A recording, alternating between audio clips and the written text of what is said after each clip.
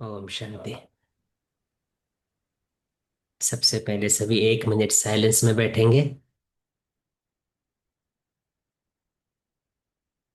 संकल्प करें, मैं शक्तिशाली आत्मा परमात्म शक्तियों की किरणों के नीचे परमात्म शक्तियों का अनुभव कर रही हूँ। इसी संकल्प में 1 मिनट साइलेंस में बैठेंगे।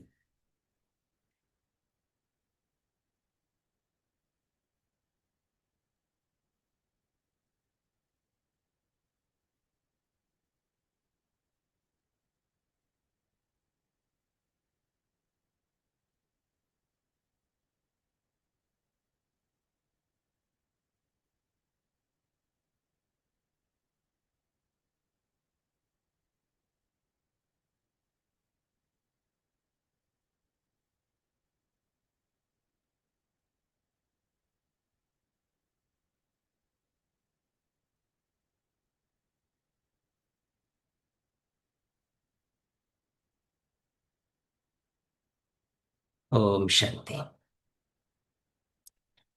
तो सभी बाबा के लाडले बच्चे, नूरे रतन, राज दुलारे, इस अव्यक्ति मास में विशेष भट्टी में बैठे हैं।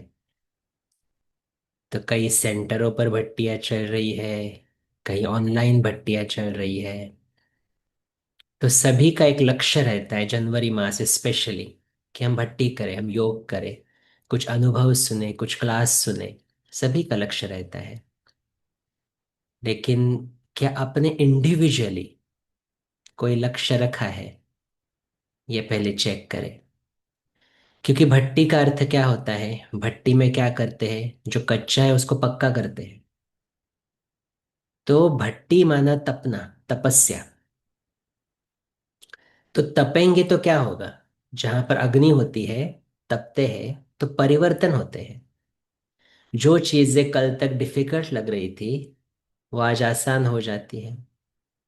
जो पहले कभी कभी होता था, वो अभी सदा होने लगता है। तो पूरी तरह से परिवर्तन भट्टी में करना, इसके लिए कोई ना कोई लक्ष्य होना बहुत जरूरी है। तो ऐसा लक्ष्य तो नहीं है ना कि चलो उठे, अमृत वेला किया, मुरली की, एक क्लास सुना, हो गया मेरा काम। नहीं। लेकिन भट्टी में मेरा इंडिविजुअल लक्ष्य क्या है, इंडिविजुअल पॉइंट क्या है, जिसके ऊपर मैं काम करना चाहता हूं, ये बहुत इंपॉर्टेंट है। ब्राह्मण आत्माओं के लिए जो अभी का समय है, वो अंतिम का भी अंतिम समय है। जहां पर जैसे होता है ना बाहर की दुनिया में, एग्जाम्स भी जितने नजदीक आते हैं, बचा कुचा जो पढ़ना है वो पढ़ लेते हैं, क्योंकि अभी एग्जाम का टाइम है। और हम ब्राह्मण आत्माओं के तो पेपर्स डेली ही रहते हैं। कोई ना कोई माया का वार, कोई ना कोई संकल्प, कुछ ना कुछ चलता रहता है, जिसके ऊपर हमें जीत पानी होती है। लेकिन उसके ऊपर ऑब्जर्वेशन करना बहुत जरूरी होता है। क्योंकि हम जितना जितना अपने को ऑब्जर्व करते जाएंगे, हमें समझता जाएगा कि हमें अपने ऊपर कहाँ पर काम करना है। कौन सी ऐसी बातें हैं जहां पर मैं अभी भी वीक हूं। क्योंकि हम सभी का लक्ष्य क्या है, परफेक्ट बनना। जब हम बाबा के पास आए, हमने कभी ये नहीं सोचा था ना कि हम परफेक्ट बनेंगे, हम देवी देवता बनेंगे। हमने कभी ये नहीं सोचा था कि हम विश्व की सेवा करेंगे, कभी नहीं। जब मैं आया, मैंने भी नहीं सोचा था। मैं तो आया था, मुझे शांति चाहिए बस, और कुछ नहीं। लेकिन जो लक्ष्य लेकर आए थे, क्या उस लक्ष्य को मैंने 100% अचीव किया है, ये चेक करना है। तो बाबा के बच्चे बनने के बाद जब हम भट्टी में बैठ रहे हैं, तो एक एक छोटे छोटे जो पॉइंट्स हैं, जो मुझे परेशान करते हैं, जो मुझे अतीन्द्रिय सुख की अनुभूति करने नहीं देते हैं, जो मुझे भगवान के नजदीक का अनुभव करने नहीं देते हैं, उसके ऊपर रिफ्लेक्ट करना बहुत ज्यादा जरूरी है। तो क्लास सुना, मुरली सुनी, अमृत वेला की, बहुत अच्छा। लेकिन इस क्लास से मैंने अपने में क्या परिवर्तन लाया? इस मुरली से कौन सा ऐसा पॉइंट है जो मेरे लिए सॉल्यूशन है, जिसको मैं प्रैक्टिकल में ला सकता?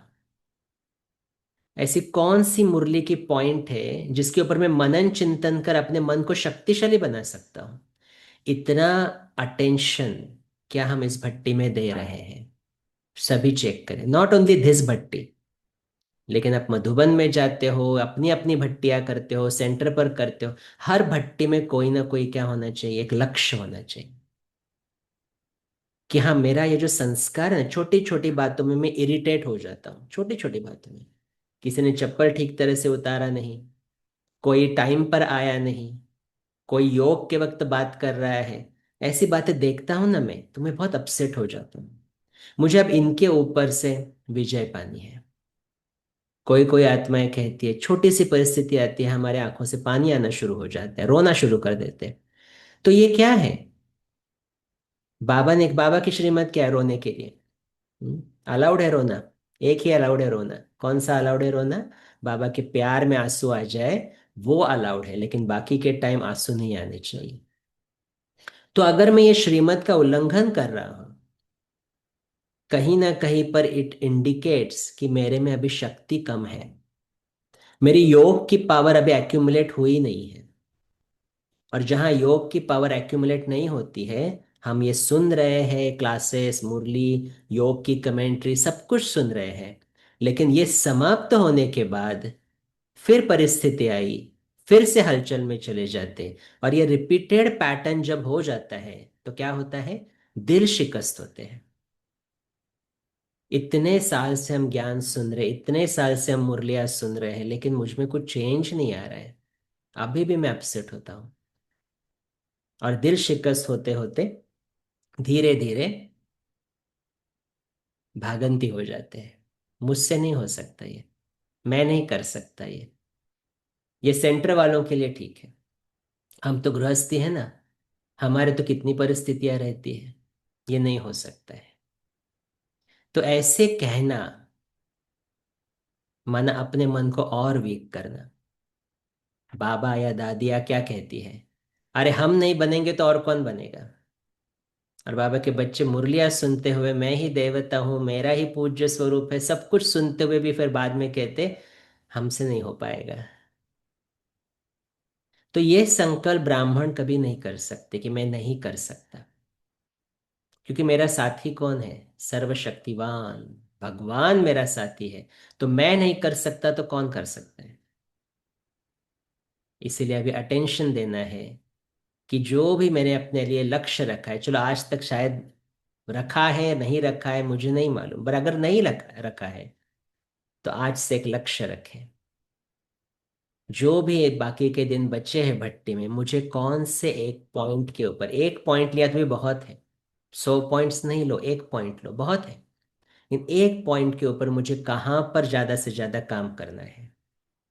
व्यर्थ बहुत चलता है, फुल स्टॉप नहीं लगता है। बाबा की मुरलियां चल रही, संतुष्ट मणि, संतुष्ट नहीं रह सकते। चेक करो, चेक करने के बाद वो लक्ष्य रखो, और उसके लिए मुझे कौन कौन सी तैयारियां करनी है ये लिखो अपने नोटबुक में। ये लिखने की एक्सरसाइज बहुत इंपॉर्टेंट है, because it helps a lot, बहुत ज्यादा मदद करती है ये। तो कौन सा लक्ष्य है, उसको किस किस विधि से अचीव करना है, ऐसा लक्ष्य अगर हम रखेंगे, ऐसी प्रैक्टिस करेंगे, तो परिवर्तन दिखाई देगा, तो परिवर्तन दिखाई देगा। तो समय की पुकार क्या है? अभी हम बीच में एक बाबा की मुरली सुन रहे थे। बाबा ने उस मुरली में कहा था, सभी अपने तकदीर की तस्वीर बना रहे हैं, श्रेष्ठ कलम मैंने दी है, श्रेष्ठ ज्ञान और श्रेष्ठ स्मृति भी मैंने दी है, जिसके द्वारा आप कलर्स भर रहे हो, अपना चित्र तैयार कर रहे हो, तकदीर की तस्वीर। लेकिन बाबा कहते हैं अभी सभी की तकदीर की तस्वीर में एक फिनिशिंग टच बाकी है। और वो कौन सा फिनिशिंग टच है? संपूर्णता का, संपूर्णता का फिनिशिंग टच हमें सभी को देना है। तो संपूर्णता माना क्या? अभी ब्राह्मण आत्मा अभी भी अगर स्ट्रगल कर रही है अमृत वेले के लिए, मुरली के लिए, तो कहीं ना कहीं एक क्वेश्चन मार्क है। लेकिन मेरा ये सब कुछ रेगुलर चल रहा है, सभी नियम मैं अच्छी तरह से फॉलो कर रहा हूँ। तो उस वक्त हमें क्या चेक करना पड़े कि ये सब कुछ फॉलो करते हुए मेरे मन की स्थिति क्या है। मुरली तो रोज जा रहे हैं सुनने के लिए, लेकिन क्या मुरली पूरा दिन याद रह रही है? क्या मुरली सुनते हुए मन भटक रहा है? क्या अमृत वेले बैठे हैं लेकिन बीच में ही निद्रालोक में चले जाते हैं? ये सभी चेकिंग करनी है, ये हमारा संपूर्णता का टच है उसमें। तो ब्रह्मा बाबा ने लास्ट लास्ट में कौन सी प्रैक्टिस की थी? ब्रह्मा बाबा को बताया गया, बाबा आपके जैसा ही ऊपर कोई बैठा है, लेकिन उसकी लाइट बहुत ब्राइट है, आपकी यहाँ पे थोड़ी कम है। तो ब्रह्मा बाबा ने क्या पुरुषार्थ किया कि वहां पर जो पवित्र बैठा है ना, वैसा मुझे बनना है। मेरा संपूर्ण स्वरूप वहां पर है, वैसा मुझे यहाँ पर बनना है। और हम सबको ये नॉलेज भी है, हमारे भी सभी के संपूर्ण स्वरूप वहां पर है। तो अभी एक प्रैक्टिस हम सभी को ये करनी है कि हमें अपने संपूर्ण स्वरूप का आवाहन करना शुरू करना है। तो संपूर्ण स्वरूप का आवाहन करना माना क्या? एक डिजाइन करो अपना संपूर्ण स्वरूप। अगर मेरा संपूर्ण स्वरूप मैं अभी देख रहा हूं, उसके नयन कैसे होंगे, उसका मुखड़ा कैसे होगा, उसके चेहरे पर रूहानियत कितनी होगी, उसके मुख की मुस्कान कैसे होगी, उसकी पवित्रता की लाइट कितनी होगी, उसकी रॉयल्टी कितनी होगी, चाल चलन कैसी होगी, वो किस दृष्टि से दूसरों को देखेगा, वो किस विधि से दूसरों के साथ बात करेगा। एक एक पॉइंट चित्र तैयार करना शुरू करें। ये प्रैक्टिस मैं भी अभी बीच बीच में कर रहा हूँ, और मुझे बहुत मजा आता है प्रैक्टिस करते हुए, कि क्योंकि जो मैं चाहता हूँ मुझे बनना है, वो मैं चित्र तैयार करता जा रहा हूँ। तो बाबा ने तो बता दिया, लक्ष्मी नारायण के चित्र के आगे सामने बैठ जाओ। लेकिन वो देखते देखते भी हमें क्या लगता है बहुत बार, लक्ष्मी नारायण तो बहुत बड़ा लक्ष्य है, और वो तो वैसे भी ब्रह्मा बाबा और मम्मा बनने वाले हैं, हमारा नंबर कहाँ? तो बाबा ने तो वैसे भी दो ही नंबर अनाउंस किए हैं, बाकी के छह तो बाकी है अभी। चलो समझ लो कि वो भी दादियों ने ले लिए, लेकिन फिर भी रॉयल फैमिली में बहुत ऊंचा पद पाना है, तो कैसे होना चाहिए मेरा स्वरूप? चलो रॉयल फैमिली सत्युग को भी बाजू में रख दो। अभी, आज के दिन मेरा स्वरूप कैसे होना चाहिए? जब मैं उठूं तो मेरी अवस्था कैसी होनी चाहिए? अमृत वेले मेरी स्थिति कैसी होनी चाहिए? जब मैं काम पर जाऊं, घर का काम करूं या ऑफिस का काम करूं, अलौकिक सेवा करूं या लौकिक सेवा करूं, जब मैं लोगों के साथ बात करूं, मेरा स्वरूप कैसे होना चाहिए? एक विजुलाइज करो, एक चित्र को सामने करो, और पॉइंट्स नोट डाउन करना शुरू करो। आंखें कैसी, मुख कैसा, रूहानियत कितनी, पवित्रता की परसेंटेज कितनी। एक चित्र जब तैयार करेंगे तो विजुलाइज करो वो चित्र मेरे सामने है, और धीरे धीरे वो चित्र मुझ में समा रहा है, मर्ज हो रहा है। ये संपूर्ण स्वरूप का आवाहन जैसे करते जाएंगे, तो ये साइंटिफिक लॉ है कि जो हम विजुलाइज करते हैं वो रियलिटी में कन्वर्ट होना शुरू होता है। तो आज तक हमने बहुत बार सुना है हम लक्ष्मी नारायण बनने वाले हैं, हम देवी देवता बनने वाले हैं, हमें बहुत खुशी होती है सुनते हुए। पर कितना टाइम मैंने वहां पर बैठकर रिफ्लेक्ट किया है कि एक्चुअल में देवी देवता बनना माना क्या, एक्चुअल में व्यवहार में आना माना क्या? कितनी बार रिफ्लेक्ट किया है मैंने? या ऐसा तो नहीं ना मुरली हो गई काम हो गया, फिर वापस वैसे के वैसे। तो ये अभी के समय के लिए अटेंशन देना, क्योंकि हमें ब्रह्मा बाबा को फॉलो करना है। ब्रह्मा बाबा का मास चल रहा है, नंबर वन आत्मा, परफेक्शन को जिसने अचीव किया, नंबर वन आत्मा। और हमारा सभी का लक्ष्य है बाप समान बनना। तो बाप समान बनना है तो ब्रह्मा बाबा ने भी तो ऐसे ही पुरुषार्थ किया ना, कि बार बार संदेशियों को भेजता था, मैच करो वो लाइट कैसी है, लाइट कैसी है। लास्ट में संदेश ने आकर बोला, बाबा मैच हो रही है। तब बाबा ने समझा, हो गया, अभी घर जाना है। कर्मातीत बन गए, संपूर्ण बन गए। तो चलो हमारे पास ऐसे संदेश ही तो है नहीं जिसको हम बार बार भेजे ऊपर और याद करें। कि कैसे हमारा स्वरूप है। लेकिन एक बाबा ने जो चित्र बताया है उस अनुसार तो हम अपना चित्र तैयार कर सकते हैं।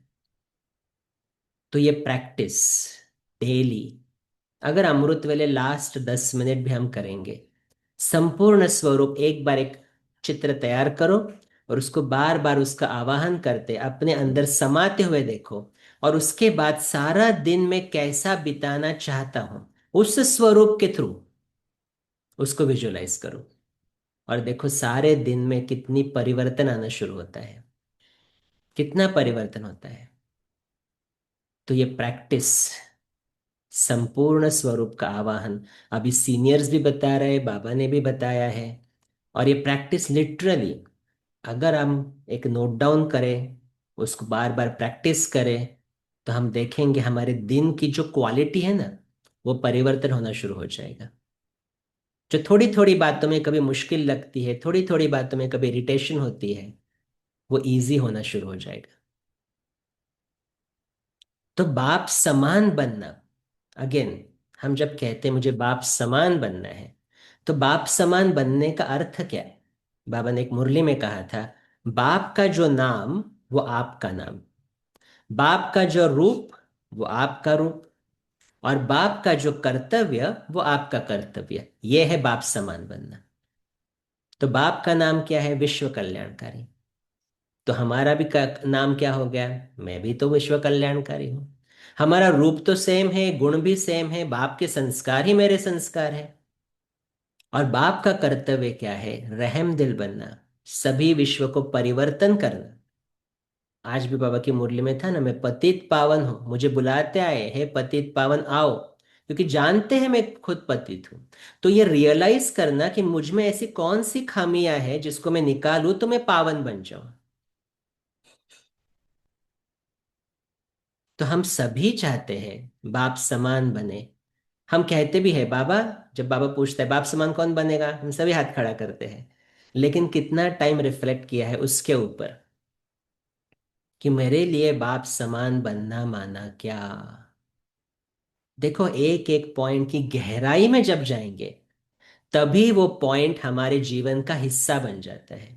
तभी वो पॉइंट अनुभूति बन जाता है, जिससे वो जो हिडन संस्कार है, हमारे में ऑलरेडी है बाबा के संस्कार, लेकिन वो मर्ज रूप में है, कभी कभी मर्ज होते हैं। तो जितना जितना उस अनुभूति में स्थित होते जाएंगे, क्या होगा? इमर्ज होते जाएंगे, चलते फिरते बाप समान स्थिति का अनुभव हम करते जाएंगे। तो बाप समान बनने का लक्ष्य भी बहुत अच्छा है, परफेक्ट बनने का लक्ष्य भी बहुत अच्छा है। लेकिन ये सब कुछ सुनते हुए, सब कुछ करते हुए, जब प्रैक्टिकल में आते हैं, तो सभी की कंप्लेंट क्या रहती है? ये सुनना बहुत अच्छा लगता है, लेकिन प्रैक्टिकल में आते हैं तो गड़बड़ हो जाती है। तो क्यों होती है गड़बड़?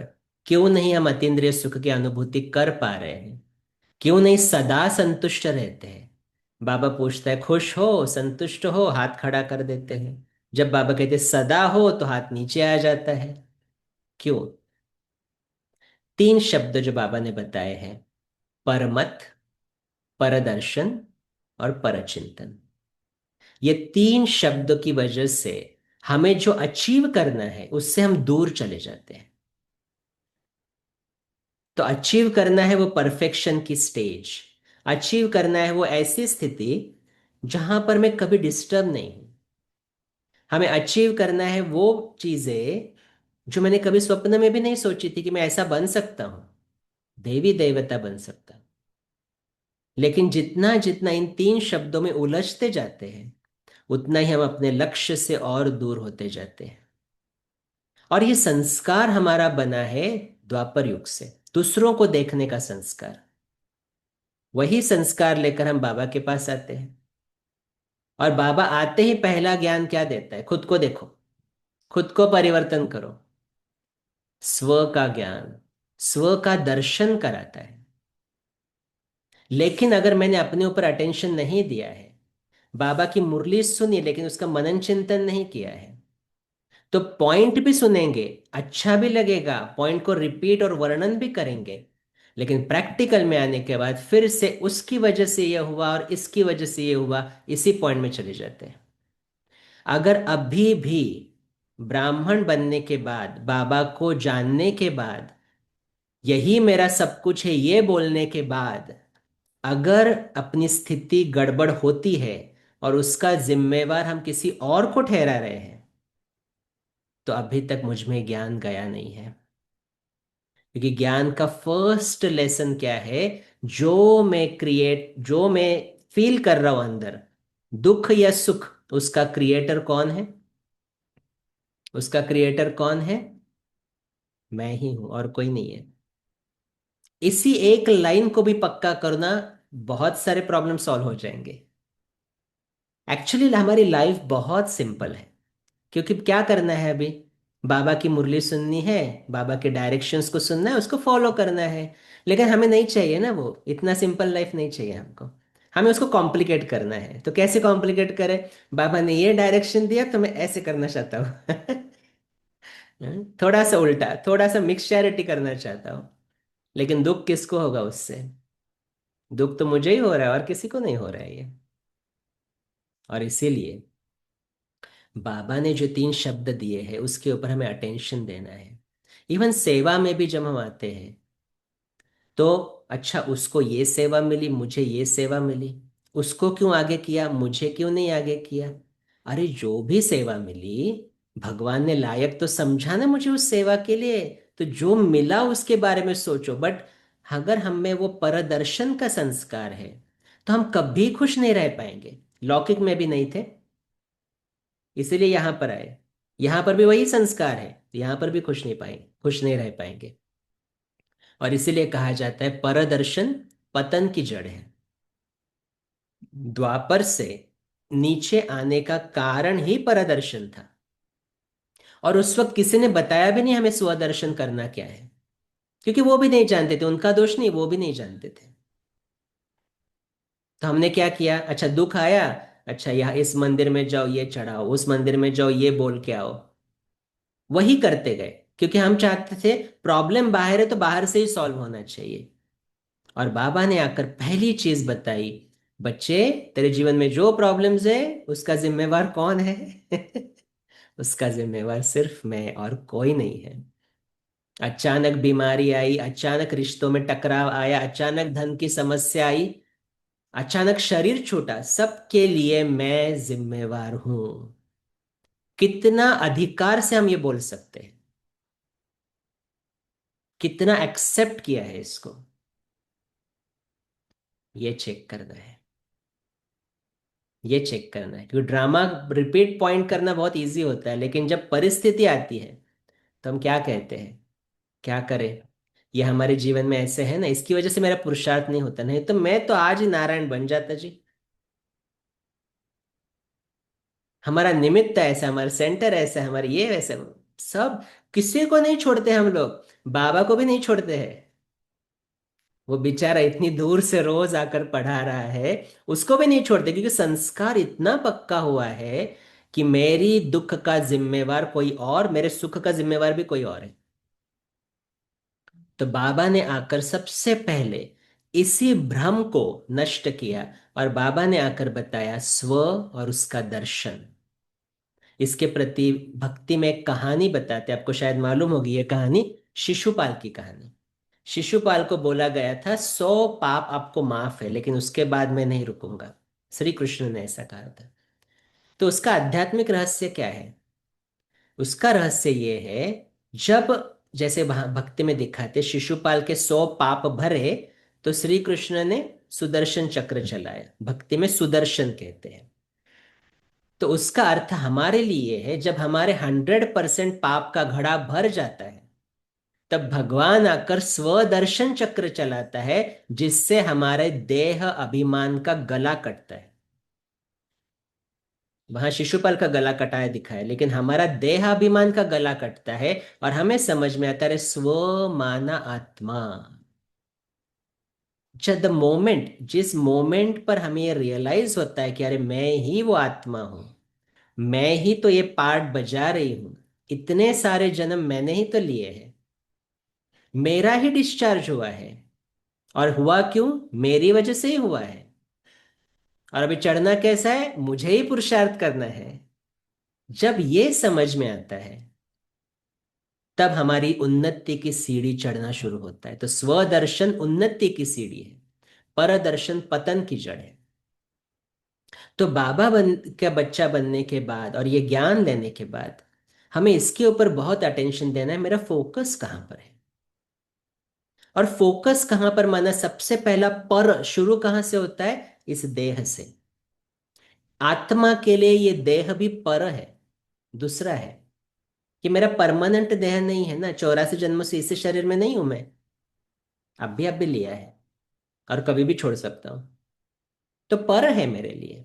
लेकिन इस पर में भी तो कितने अटके हुए हैं। मैं ये, मैं पुरुष हूं, मैं स्त्री हूं, मैं एक माँ हूं।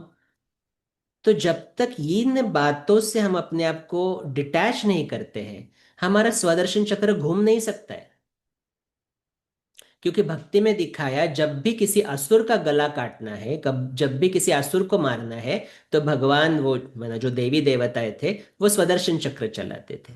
ऐसे भक्ति में बताया है। अभी अभी मालूम है असुर कहाँ पर है? कहाँ पर है असुर? मेरे अंदर ही है। कौन उसको जन्म दे रहा है? मैं ही दे रहा हूं। और कोई नहीं दे रहा है असुरों को जन्म। मैं अपने अंदर मैं ही असुर तैयार कर रहा हूं। तो उसका गला भी कौन काटेगा? मैं ही तो काटूंगा, और कौन काट सकता है? तो बाबा बहुत बार कहते हैं, आप देखो आपका चक्र घूम रहा है, अटक रहा है, या उल्टा घूम रहा है। उल्टा घूमना माने परदर्शन चक्र। अटका हुआ है चक्र, माने कभी कभी घूमता है। और पूरी तरह से घूमना माना माया नजदीक आ भी नहीं सकती, वो डरती है स्वदर्शन चक्र से। तो ज्ञान को बाबा कहता है तलवार है, और और ड्रामा को बाबा कहता है ढाल है। सुना है ये शब्द कभी? ड्रामा ढाल है। तो ढाल क्यों करते? कोई वार करे तो बचने के लिए ढाल। तो माया वार करेगी, लोग वार करेंगे, परिस्थितियां वार करेगी, प्राकृतिक आपदाएं वार करेंगी। लेकिन ड्रामा का ज्ञान जितना पक्का है अंदर, हम बच सकते हैं उससे। तो स्व का दर्शन की फर्स्ट स्टेप जो है, वो है खुद को जानना, मानना और उसके ऊपर चलना। देखो, जानना और मानने में हम सभी नंबर वन है एक्चुअली। सभी नंबर वन है। नंबर कहाँ पड़ रहे हैं? चलने में। मैं आत्मा हूं, उस चीज में अटेंशन बहुत अच्छा है। लेकिन वो प्रैक्टिस में लाते हुए पहले बॉडी कॉन्शियसनेस बहुत जल्दी आता है, क्योंकि आदत पड़ी हुई है। लेकिन उसको कितनी जल्दी हम सोल कॉन्शियस में कन्वर्ट करते हैं, इसके ऊपर मार्क्स है। इसके ऊपर हम चेक कर सकते हैं मेरी स्थिति नॉर्मल कितनी जल्दी होती है। जैसे आज किसी कारण की वजह से मैं अपसेट हो गया, बॉडी कॉन्शियस था ना वो। अपसेट हुआ माना बॉडी कॉन्शियस से, और क्या हो सकता है। लेकिन उसको सोल कॉन्शियस में कितनी जल्दी मैं कन्वर्ट कर सकता हूँ, और कितनी मेरी स्थिति को स्टेबल और नॉर्मल में ला सकता हूँ, कितने समय में, वो समझ में आता है कि हमारा स्वदर्शन चक्र कितना फास्ट चल रहा है। तो स्वदर्शन की फर्स्ट स्टेप ही है सोल कॉन्शियस स्थिति। जब तक हमने सोल कॉन्शियस स्थिति का अभ्यास ठीक तरह से नहीं किया है, हमारा स्वदर्शन शुरू नहीं हुआ है अभी तक। और इसलिए बाबा ने परसों, आई थिंक सैटरडे के वरदान में आया था, पहला पाठ पक्का करो, मैं आत्मा हूं और मुझे बाप को याद करना है। पहला पाठ पक्का करो। बाबा बार बार क्यों बताता है, मैं आत्मा हूं, आत्मा आत्मा, भाई भाई को देखो, आत्मा पवित्र स्वरूप है, उस पवित्रता को जागृत करो, विकार में ये सब चीजें क्यों बाबा बार बार बता रहा है? क्योंकि उसके पीछे का कारण ही ये है, स्व मैं कौन, मैं स्व मैं कौन, उसको चेक करो, उसके अनुभव में स्थित हो जाओ। बाबा ने एक मुरली में बहुत सुंदर बात बताई थी, कि बाबा कहते अभी किसी को भी पूछो ना, यहाँ पे छोटे बच्चे को भी पूछो आप कौन, तो वो क्या बोलेगा? मैं आत्मा हूं, बोलेगा वो। लेकिन आत्मा की अनुभूति में स्थित हुए हैं। तो अंतिम समय जब शरीर छोड़ने का समय होगा, तो मैं अपने आप को बोलता रहूंगा, मैं आत्मा हूं, मैं आत्मा हूं, आत्मा हूं। लेकिन मैं आत्मा हूं, आत्मा हूं, बीच में मेरे बाद इनका क्या होगा? मेरे शरीर में भी दर्द हो रहा है, वो भी तकलीफ हो रही है। मेरे साथ ही ऐसा क्यों, इतनी जल्दी क्यों जा रहा हूं, और 2-3 दिन रुकता। ये सब चलेगा। तो अगर इसलिए बाबा ने आज कल की मुरली में था, अशरीरी स्थिति का अगर अभ्यास हमने नहीं किया है तो हमारे अंतिम स्थिति में फेल हो सकते हैं, होंगे ही। क्योंकि अशरीरी स्थिति का अभ्यास मन हमें शरीर, अपने कर्म, अपने रिश्ते सभी से डिटैच होकर उस अनुभूति में स्थित होना, मैं अशरीरी आत्मा हूं, उसमें अनुभव में स्थित होना। उसी से हमें वो अनुभूति होगी कि मैं लिटरली इस शरीर से टोटली डिफरेंट हूं। सिर्फ वस्त्र है, ये पहना हुआ है, निकालना है थोड़े दिनों के बाद, बस, और कुछ नहीं है। तो ये पहली अनुभूति पक्की करनी है हम सबको, कि सोल कॉन्शियस स्थिति कितनी मेरी भाई भाई की पवित्र वृत्ति दृष्टि पक्की हुई है, कितना मैं सारा दिन अपने आप को आत्मा समझकर चलता हूं। और इसलिए पूरे चक्र में बाबा ने दो शब्द कहे हैं मुरलियों में। बाबा ने कहा है स्वदर्शन चक्रधारी बनो तो चक्रवर्ती राजा बनेंगे। और बाबा ने दूसरा भी चीज कहा है, चक्र को जानो तो चक्रवर्ती राजा बनेंगे। तो दो एस्पेक्ट्स है स्वदर्शन चक्र के। पहला, अपना स्व का पूरे चक्र में दर्शन करना, जिससे चक्रवर्ती राजा बनेंगे। दूसरा, चक्र का ज्ञान, माना ड्रामा के पॉइंट्स, उससे भी चक्रवर्ती राजा बनेंगे। तो ये दो चीजें क्या है? पहली, स्वदर्शन माना आत्मा का पूरे चक्र में दर्शन, जिसको बाबा दूसरे शब्दों में कहता है पांच स्वरूपों का अभ्यास। देखो, साकार में बाबा ने कभी पांच स्वरूपों का अभ्यास नहीं करवाया है, कोई भी मुरली साकार में ये नहीं। बाबा कहता है आप स्वदर्शन चक्रधारी हो साकार में, और उसका अर्थ बाबा बताता है आदि मध्य अंत का ज्ञान है आपको, वो पूरा ज्ञान है। लेकिन अव्यक्त मुरलियों में बाबा ने बताया पांच स्वरूपों का अभ्यास। और उसकी वजह से भक्ति में पंचमुखी ब्रह्मा को याद करते हैं। माना तीन स्वरूप, तीन मुख तो यहाँ पर दिखाई देते, दो मुख पीछे होते हैं। ये पंचमुखी ब्रह्मा। तो पंचमुखी ब्रह्मा माना इस ब्रह्मा ने क्या किया? इस ब्रह्मा बाबा ने पांच स्वरूपों का अभ्यास करके परफेक्शन को अचीव किया। इसलिए परफेक्ट ब्रह्मा ने अव्यक्त मुरलियों में वो पांच स्वरूपों का अभ्यास बताया है। तो पहला स्वरूप, अभी देखो, बाबा बहुत बार कहते हैं 1 मिनट में स्वदर्शन चक्र घुमाओ। 1 मिनट में कर सकते। अनादि स्वरूप, आदि स्वरूप, पूज्य स्वरूप, ब्राह्मण स्वरूप, फरिश्त स्वरूप। और मेजॉरिटी बी के इतना ही करते हैं। वो सैड पार्ट है एक्चुअली। क्योंकि पहले क्या था?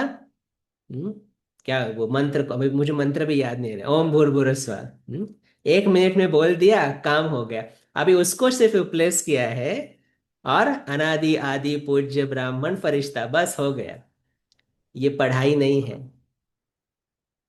पढ़ाई माना एक एक स्वरूप के अंत में चले जाना, तले में चले जाना, खो जाना, उस अनुभूति में स्थित होना, ये पढ़ाई है।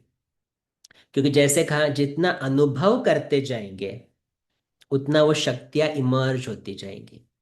देखो, ये हमने देखा है, कोई हमारे घर में दुखी होता है, उसका चेहरा देखकर क्या होता है, हमें इमिडिएटली वो कैच करते हैं ना वो फीलिंग्स, और हमारे अंदर दुख की भावना शुरू होती है।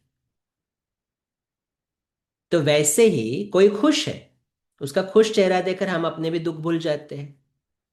तो हम अपना अगर एक एक स्वरूप को देखते जाए, बार बार बार बार बार अनुभूति में स्थित होते जाए, तो वैसे बनते जाएंगे। उससे फायदा क्या है? एक, मन को मोल्ड करने की शक्ति मिलेगी।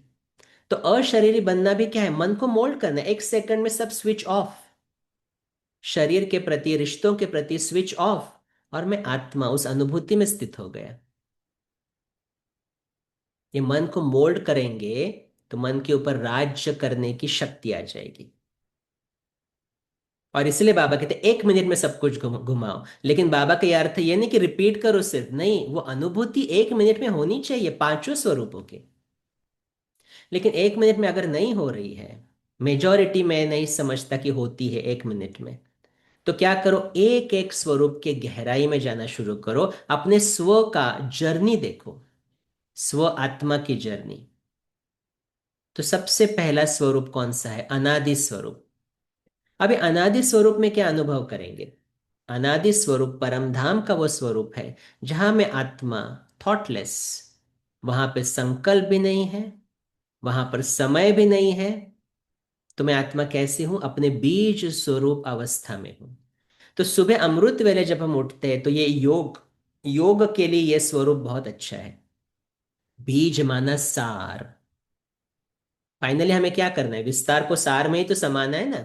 शरीर छूटना माना क्या? विस्तार सार में चला गया, बस मैं आत्मा उड़ गई।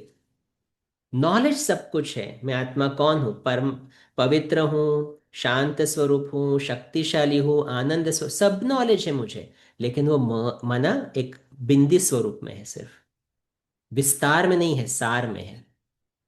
तो बीज स्वरूप अवस्था का अनुभव, ये आत्मिक स्थिति का अनुभव है, अनादि स्वरूप का अनुभव है।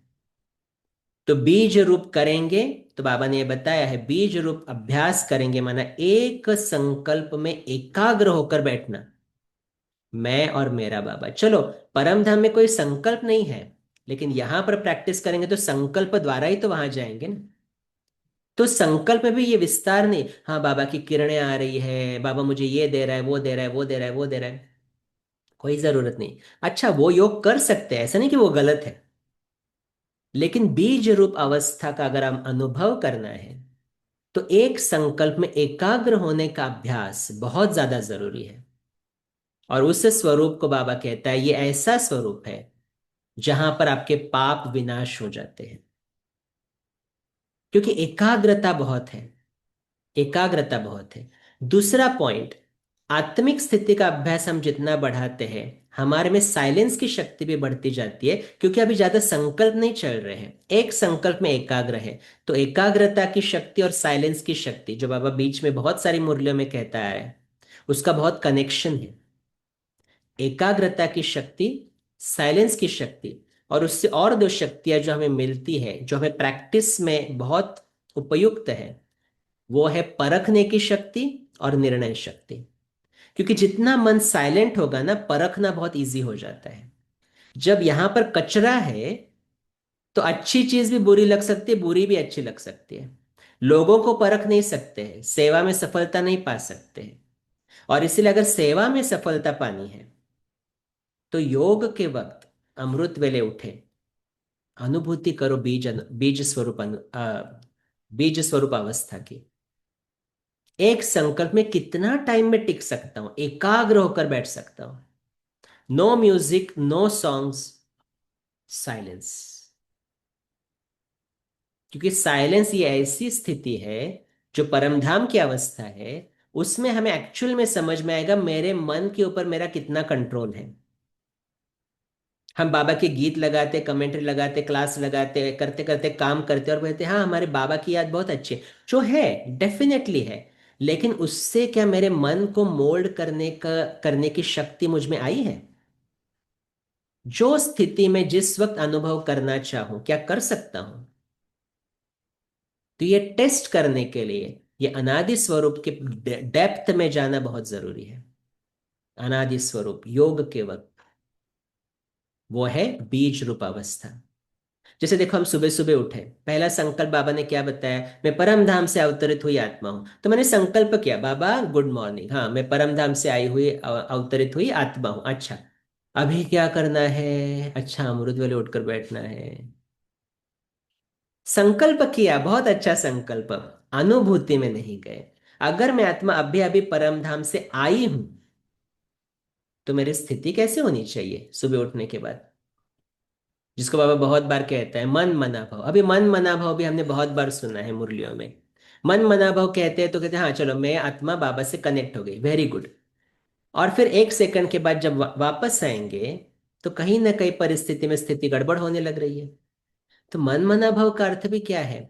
मन मना भाव, अगर मेरा मन बाबा के साथ कनेक्ट हुआ है तो बाबा की जो हायर एनर्जी है वो लोअर एनर्जी में फ्लो होगी ना। मैं आत्मा लोअर सोर्स ऑफ एनर्जी हूँ, बाबा हायर सोर्स ऑफ एनर्जी है। तो मन मना भाव अगर रिपीट तो नहीं करना है, लेकिन बाबा के साथ कनेक्शन हुआ तो क्या हो जाएगा? वो एनर्जी यहाँ फ्लो होती जाएगी। क्या मैं चार्ज अनुभव नहीं करूंगा? क्या मेरे जो काम चल रहे थे उसमें और एनर्जी नहीं आएगी? अगर मेरे से कोई गलत व्यवहार कर रहा है, क्या उसको भी मैं बाबा की नजर से नहीं देख सकता हूं? ये मन मना भाव का रिजल्ट है। नहीं तो हम कह रहे मन मना भव, लेकिन बाबा क्या करें, ये ऐसा है वो वैसा है। तो हर चीज की गहराई में जाना, तो ये था आत्मिक स्वरूप, जहां पे हमें बीज रूप अवस्था का अनुभव करना है। लेकिन आप जब काम करना शुरू करो, घर में लोग रहते हैं, रिश्ते रहते हैं, उस वक्त कौन सा स्वरूप यूज करें? देवता स्वरूप। देवता स्वरूप। क्यों देवता स्वरूप? क्योंकि देवता स्वरूप ऐसा स्वरूप है जहां पर हार्मनी इन रिलेशनशिप्स है, जहां पर रूहानी प्यार है, जिस्मानी प्यार नहीं है। और हमारी श्रीमत क्या है? रूहानी प्यार हर आत्मा के प्रति, जिस्मानी प्यार नहीं। ये मेरा पति है, मेरी पत्नी है, मेरा बच्चा है, नहीं, कुछ नहीं है। आत्मा आत्मा, भाई भाई। आत्मा का नॉलेज तो देवी देवताओं को भी है, उनको परमात्मा का नॉलेज नहीं है। देवी देवता का दूसरा अर्थ है हमेशा देने वाला। चलो, देवता एक्चुअली एक दूसरे को कुछ देते नहीं है, माना, क्योंकि वहां पे अबेंडेंस है, समृद्धि है सब जगह पर। लेकिन देवता स्थिति में स्थित होना, उसका अर्थ क्या है? कि मेरे सामने जो भी आए उसके प्रति मेरी शुभ भावना है, उसको मैं हर्षित मुक्ता से फेस कर रहा हूं, मेरे चेहरे पर हमेशा संतुष्टता है, मेरी दृष्टि वृत्ति हर एक आत्मा के प्रति पवित्र है। तो रिश्ते निभाने के लिए पहला स्वरूप जो है वो है देवता स्वरूप। तो मेरा व्यवहार कैसे होता जाएगा हर आत्मा के प्रति? अगर मैं अपने को देवता समझकर चल रहा हूं, हर आत्मा जो मेरे घर में है उसके प्रति मेरा व्यवहार कैसे होता जाएगा? देने वाला।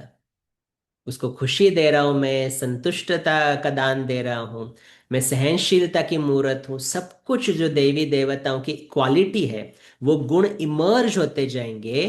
तो एक एक गुण अगर हम लिस्ट डाउन करें, देवी देवता बनना माना कौन कौन से गुणों की आवश्यकता है, अगर हम लिस्ट डाउन करते जाए और फिर एक एक गुण को अगर एक दिन भी प्रैक्टिस करें, तो वह स्वरूप इमर्ज होता जाएगा।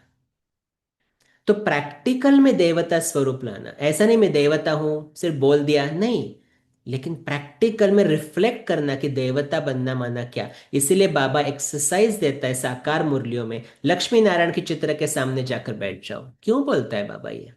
अपने बैच को बार बार देखते जाओ, क्यों बोल रहा है बाबा ये? मैं ऐसा बन रहा हूं, मैं ऐसा बन रहा हूं, तो क्या बन रहा हूं ना मैं? क्या है उसमें क्वालिटी जो मुझ में नहीं है? तो मुझे समझ में आएगा कि मुझे ये धारण करनी है।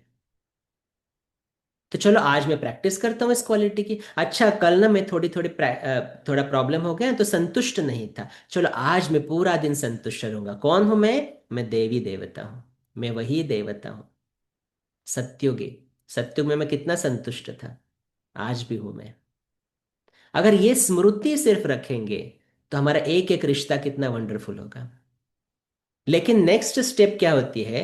बहुत बार, जैसे कल भी बाबा ने कहा ना, कि आप संतुष्ट रहो, दूसरों को संतुष्ट करो। लेकिन कोई कोई में ये संस्कार रहता है कि संतुष्ट होना ही नहीं है मुझे। तो हमारे घर में तो ऐसे रहते होंगे कोई ना कोई, कि उनके साथ कितना भी अच्छा व्यवहार करो ना, खिटपिट तो करेंगे ही, वो छोड़ेंगे नहीं आपको। उस वक्त कौन सा स्वरूप यूज करना है? स्वदर्शन चक्र का तीसरा स्वरूप, वो है पूज्य स्वरूप, इष्ट देवी इष्ट देव का स्वरूप। क्या है वो स्वरूप? अभी देवता स्वरूप और पूज्य स्वरूप में डिफरेंस क्या है? देवताएं चैतन्य है, पूज्य स्वरूप जड़ है। देवताएं किसी का भी कल्याण नहीं करते हैं, पूज्य स्वरूप कल्याण करता है। देवताएं रहमदिल नहीं है, पूज्य स्वरूप रहमदिल है। इसलिए मैं सबके साथ अच्छा व्यवहार कर रहा हूं देवी देवता बनकर, लेकिन कोई समझ ही नहीं रहा है या और भी परेशान कर रहा है, तो रहम की दृष्टि देने वाला वो पूज्य स्वरूप में याद करूं। क्यों? पूज्य स्वरूप में क्या होता है, कोई गुस्सा करने वाला भी सामने आ जाए मंदिरों में, तो भी वो वाइब्रेशन से शांत हो जाता है, शांत होता है उस वाइब्रेशन से। तो क्या वो जो मेरी मूर्तियां है, सभी समझते हैं यहां पर कि वो मेरी ही मूर्तियां है या किसी और की मूर्ति है? हम्म? समझते हैं? हमारी मूर्ति है ना। हाँ, ये पक्का होना चाहिए पहले, वो मेरी ही मूर्ति, मेरा ही यादगार है। तो अगर वो मूर्ति दे रही है, तो चैतन्य में जो बैठा है नहीं दे सकता है? आपको मालूम है, देखो ये मंदिरों में जो अनुभूतियां होती है ना आत्माओं को, मंदिरों में अनुभूतियां होती है ना। किसी मंदिर में जाते हैं तो एकदम मन शांत होता है, किसी मंदिर में जाते हैं तो आपकी मन्नत पूरी हो जाती है। आपको मालूम है कैसे होता है? देखो, आपके घर में कोई ऐसा एक व्यक्ति है जिससे आप बहुत प्यार करते हैं। ओके। तो अगर उस व्यक्ति ने शरीर छोड़ दिया तो आप घर में तस्वीर लगाओगे उसके। तो कितने भी सालों के बाद अगर आप उस तस्वीर को देखोगे तो आपको क्या अनुभूति होगी? ये मुझसे कितना प्यार करता था, ये कितना अच्छा था। तो जो वो व्यक्ति था ना, वो वाइब्रेशन उस तस्वीर से आना शुरू हो जाते हैं। तो हम आत्माएं अभी ब्राह्मण बनकर जो दे जो मना कर्म कर रहे हैं, श्रेष्ठ कर्म कर रहे हैं। किसी के प्रॉब्लम्स हम सॉल्व कर सकते हैं, किसी को ज्ञान देते हैं, किसी को योग की अनुभूति करवाते हैं, किसी को खुशियां देते हैं, किसी का टेंशन दूर कर देते हैं।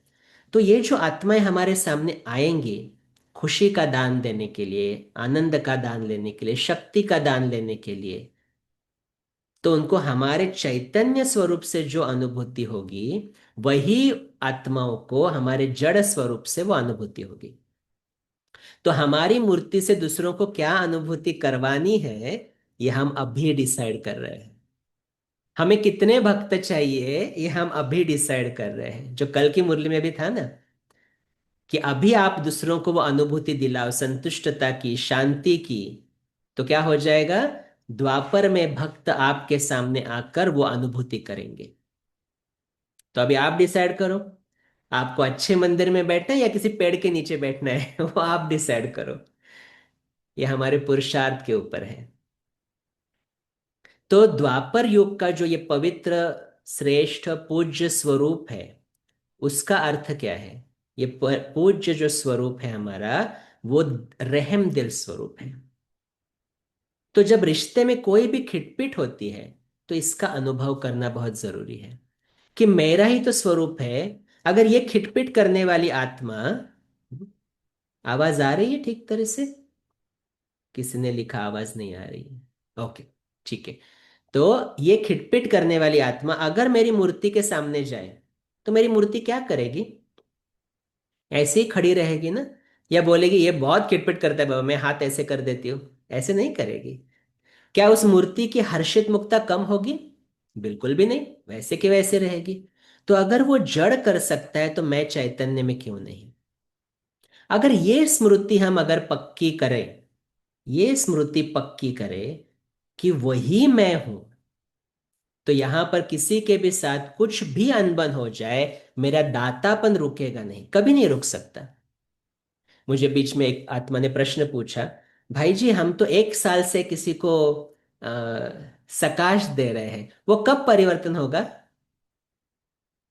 मैंने कहा बाबा को भी उसके पास उत्तर नहीं है ये। क्योंकि आत्मा कब परिवर्तन होगी वो हर आत्मा का पार्ट है, वो हमारे हाथ में नहीं है। लेकिन हमें क्या करना है? Just give and give and give, देते जाना है, देते जाना है, देते जाना है। क्योंकि देने से सबसे पहला फायदा किसको हो रहा है? जब मैं समझूं कि मैं पूज्य स्वरूप हूं और मुझे रहम की दृष्टि देनी है, सबको कल्याण की भावना देनी है, सबके प्रति शुभ भावना, शुभ कामना देनी है, तो सबसे पहला फायदा किसको है? खुद को ही तो है ना। और किसको है? पॉजिटिव वाइब्रेशंस कहाँ पर क्रिएट हो रहे हैं? मेरे अंदर ही तो हो रहे हैं ना। तो मेरा समय सफल हो रहा है, श्वास सफल हो रहा है, मेरे संकल्प श्रेष्ठ चल रहे हैं, मेरा पुण्य कर्म बन रहा है। अरे और क्या चाहिए मुझे? दूसरा क्या परिवर्तन हो रहा है नहीं हो रहा है, ये परदर्शन हो गया ना फिर से। तो स्वदर्शन माना मुझे क्या करना है, मुझे क्या करना है। फिर हम अगर अलौकिक सेवा में जाते हैं, तो ब्राह्मण स्वरूप यूज करें। ब्राह्मण स्वरूप की एक विशेषता है, ब्राह्मण आत्मा सबको पवित्र दृष्टि, वृत्ति और भाई भाई की दृष्टि से देखेगी। देवताएं भाई भाई की दृष्टि से नहीं देखते, वो पति पत्नी ही देखेंगे, लेकिन प्यूरिटी रहेगी। वो डिफरेंस है, क्योंकि संस्कार संगम पर भरा है ना। तो यहां पर ब्राह्मण आत्मा भाई भाई की दृष्टि, पवित्रता है।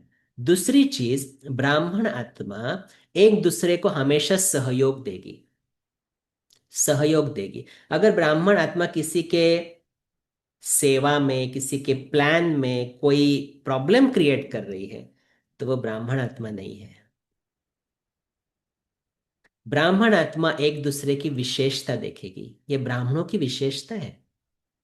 क्योंकि भगवान हमें मिला है। भगवान ने अभी देखो, हम यहाँ पर आए, हम सभी कैसे थे? सभी खिटपिट वाले थे ना, सभी सभी ऐसे थे ना, प्रॉब्लम वाले।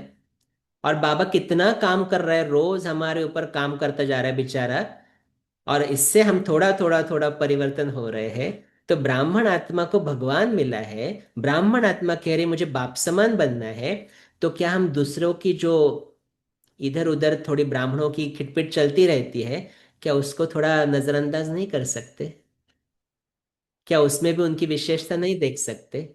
अगर बाप समान बनना है, ब्राह्मण आत्मा मतलब बाप समान बनने वाली, तो ब्राह्मण आत्मा का अगर प्रैक्टिस करनी है, तो चाहे कोई कैसा भी हो, बाबा उसको किस नजर से देख रहा है, वो नजर मुझे बनानी है। वो नजर मुझे बनानी है। ये प्रैक्टिस है ब्राह्मण जीवन की। मैं ब्राह्मण आत्मा हूं, मैं पवित्र हूं, मैं श्रेष्ठ हूं, मैं सफेद कपड़े पहनता हूं, मैं बैज पहन, इससे ब्राह्मण स्वरूप नहीं होता है। ब्राह्मण स्वरूप माना, मैं लिटरली आत्मिक स्थिति का अभ्यास तो है ही, लेकिन एक दूसरे की विशेषता भी देख रहा हूं मैं। कोई कुछ भी करे, ब्राह्मण बाबा के साथ इतना पक्का है कि वो अफेक्ट नहीं होता है। और जो आत्मा अफेक्ट नहीं होती है, ब्राह्मणों का और एक अर्थ, मर्यादा और नियमों पर चलने वाली आत्मा। तो जब भी मैं सेवा में जाऊं, मैं नियम नहीं तोड़ूं। चाहे सेवा में जाऊं या नहीं जाऊं, मैं नियम नहीं तोड़ूं। और कोई तोड़ता है, तो उसको मैं शक्ति का सहयोग दूं। ये नहीं उसका वर्णन करूं, ये देखो ये तो 30 साल से ज्ञान में, देखो कैसे बिहेव कर रही है। ब्राह्मण ये डिस्कशन कर रहे हैं, विच इज नॉट राइट। ब्राह्मण एक परिवार है। देखो हम यहाँ पे, मैं almost 151 people are joining, have joined. मैं किसी को नहीं जानता हूँ यहाँ पर, फिर पर्सनली, पर्सनली नहीं जानता हूँ। लेकिन फिर भी ये परिवार है ना मेरा। ये कौन है? सभी कनेक्टेड आत्माएं जो ऑनलाइन यूट्यूब पे सुन रहे, यहाँ पे सुन, ये वही देवी देवताएं आत्माएं हैं ना, जिनके साथ मैं सत्युग में जाने वाला हूँ। तो ये परिवार है। अरे यही तो वो श्रेष्ठ आत्माएं हैं जिन्होंने भगवान को पहचाना है। सूरज भाई जी बहुत सुंदर बात बताते हैं उनके क्लासेस में। उन्होंने एक बार कहा था, मंदिरों में जाकर देवी देवताओं की पूजा कर रहे हैं, और वही देवी देवता यहां पर बैठे हैं तो खिटपिट कर रहे हैं। ये कहाँ का न्याय है? यही तो है ना वो देवी देवता, और कौन है? तो ब्राह्मण आत्मा की प्रैक्टिस माना दो चीजों को पक्का और प्रैक्टिस में लाना। पहली चीज, आत्मा आत्मा भाई भाई। दूसरी चीज, विशेषताओं को देखना। और एक चीज उसमें ऐड करेंगे, कोई कुछ भी करे, बाबा उसको किस नजर से देख रहा है, वही नजर मुझे उसके प्रति रखनी है। ये ब्राह्मण आत्मा की निशान है। और जो ब्राह्मण आत्मा पूरी तरह इसको फॉलो करेगी, जो ब्राह्मण आत्मा नियमों पर चलेगी, वही क्या बनेगी? फिर फरिश्ता बनेगी। तो जब हम अकेले हैं, घर में कामकाज कर रहे हैं, ऑफिस जा रहे हैं, वॉक पर जा रहे हैं, फरिश्ता स्थिति का अभ्यास करो। मैं शाम को वॉक के लिए जा रहा हूं, मेरे पैर इतने हल्के पड़ रहे हैं जमीन पर कि जमीन को भी कष्ट नहीं हो रहा है। जिन भी आत्माएं, जो भी आत्माएं मेरे आजू बाजू से गुजर रही है, मेरे अंग अंग से पवित्रता की लाइट उनको मिलती जा रही है। ये प्रैक्टिस। जो भी मैं काम कर रहा हूं, चाहे ऑफिस का काम कर रहा हूं, घर का काम कर रहा हूं, जो भी काम कर रहा हूं मैं, हल्का, लाइट। क्यों? फरिश्ता हूं ना, भगवान का स्पेशल एंजल हूं ना। भगवान चला रहा है ना मुझे, उसने ड्यूटी दी है ना मुझे, तो कराएगा भी कौन? वही तो कराएगा ना। इसलिए तो बाबा बहुत बार क्या कहता है, बाबा को बच्चों की मेहनत देखी नहीं जाती है। क्योंकि काम जब आता है, कोई सेवा आती है, लौकिक काम आता है, जो भी है, जब भी आता है, हम इमिजिएटली वो अपने ऊपर बर्डन ले लेते हैं और कहते हैं, अरे बाप रे मुझे ये करना है, कैसे करना है, होगा कि नहीं, क्या होगा, कैसे होगा। कौन करा रहा है? ऊपर वाला करा रहा है ना, और कौन करा रहा है? और तो कोई नहीं करा रहा है। तो ये जब काम काज करेंगे, तो फरिश्ता स्थिति। तो देखो, ये एक सैंपल मैंने बताया कि ऐसे ऐसे प्रैक्टिस हम डेली कर सकते हैं। इसमें मिक्स एंड मैच भी है। जैसे लौकिक सेवा में जाएंगे तो देवता स्वरूप भी धारण कर सकते हैं, अलौकिक सेवा में जाएंगे तो फरिश्ता स्वरूप भी धारण कर सकते हैं। लेकिन इसके बोलने के प्रति का भाव क्या है कि एक एक स्वरूप हम सुबह उठने के बाद प्लान करें कि आज सारे दिन में मुझे कब कब कौन सा स्वरूप यूज करना है। उससे क्या होगा, एक तो नवीनता आएगी पुरुषार्थ में, दूसरा अटेंशन रहेगा पुरुषार्थ में, और तीसरा मेरा जीवन कैसे हो जाएगा इस प्रैक्टिस से, इजी हो जाएगा, मुश्किलें निकल जाएगी। अभी आप मुझे बताओ कि जो आत्मा सारा दिन इस स्वरूपों की प्रैक्टिस में, उसके चिंतन में बिजी है, उसको व्यर्थ टच कर सकता है? उसको व्यर्थ टच कर सकता है? पॉसिबल ही नहीं है। क्योंकि बिजी हूं ना मैं इस चिंतन में, अच्छा मुझे अभी, मैं फरिश्ता हूं, मुझे ऐसे ऐसे काम करना है, उसको टच नहीं कर सकता है। दूसरी चीज क्या होगी, अभी ये प्रैक्टिस करने के बाद मन को मोल्ड करने की, मतलब मन के ऊपर राज्य करने का जो क्या बोलते हैं, एक अधिकार है, वो आ जाएगा आत्मा में।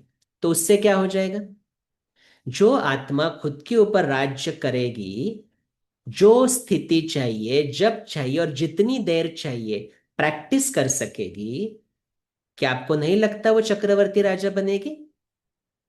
ये उसका अर्थ है कि स्वदर्शन चक्रधारी जो बनेगा वो चक्रवर्ती राजा, क्योंकि उसको अपने मन को मोल्ड करने की एक टेक्निक आ गई है। जिस स्थिति में जब चाहे जितनी देर चाहे वो स्थित हो सकता है। और जो आत्मा संगम युग पर राज्य कर सकती ऐसे, वो पूरे चक्र में भी राज्य करेगी। लेकिन उसके साथ साथ जो दूसरा पॉइंट बाबा ने बताया, कितना टाइम है हमारे पास, कोई बता सकता है? 12:30 तक क्लास कराना है या कैसे कराना है? कोई अनम्यूट है, टाइम है तो कोई। हाँ जी जी। भाई जी, जी करा भाई, सकते हैं। करा करा सकते हैं। सकते हैं ना, क्योंकि हम लास्ट के 15 मिनट इसी के ऊपर योग करेंगे फिर। तो मैं और एक पॉइंट उसमें थोड़ा ऐड करूंगा कि जो ये स्वदर्शन चक्रधारी बनने से चक्रवर्ती राजा बनेंगे, इसमें तो हम क्लियर हो गए कि एक एक स्वरूप में स्थित होना, उसकी अनुभूति में जाना, और उसको अपने आप को टिकाना, इससे हमें समझ में आता है कि हम चक्रवर्ती बनेंगे या नहीं। सेकंडली, बाबा ने जो ड्रामा के पॉइंट्स दिए हैं वो भी अपने अंदर समाना बहुत इंपॉर्टेंट है, जिसको बाबा कहता है ड्रामा की पटरी पर पक्के होना।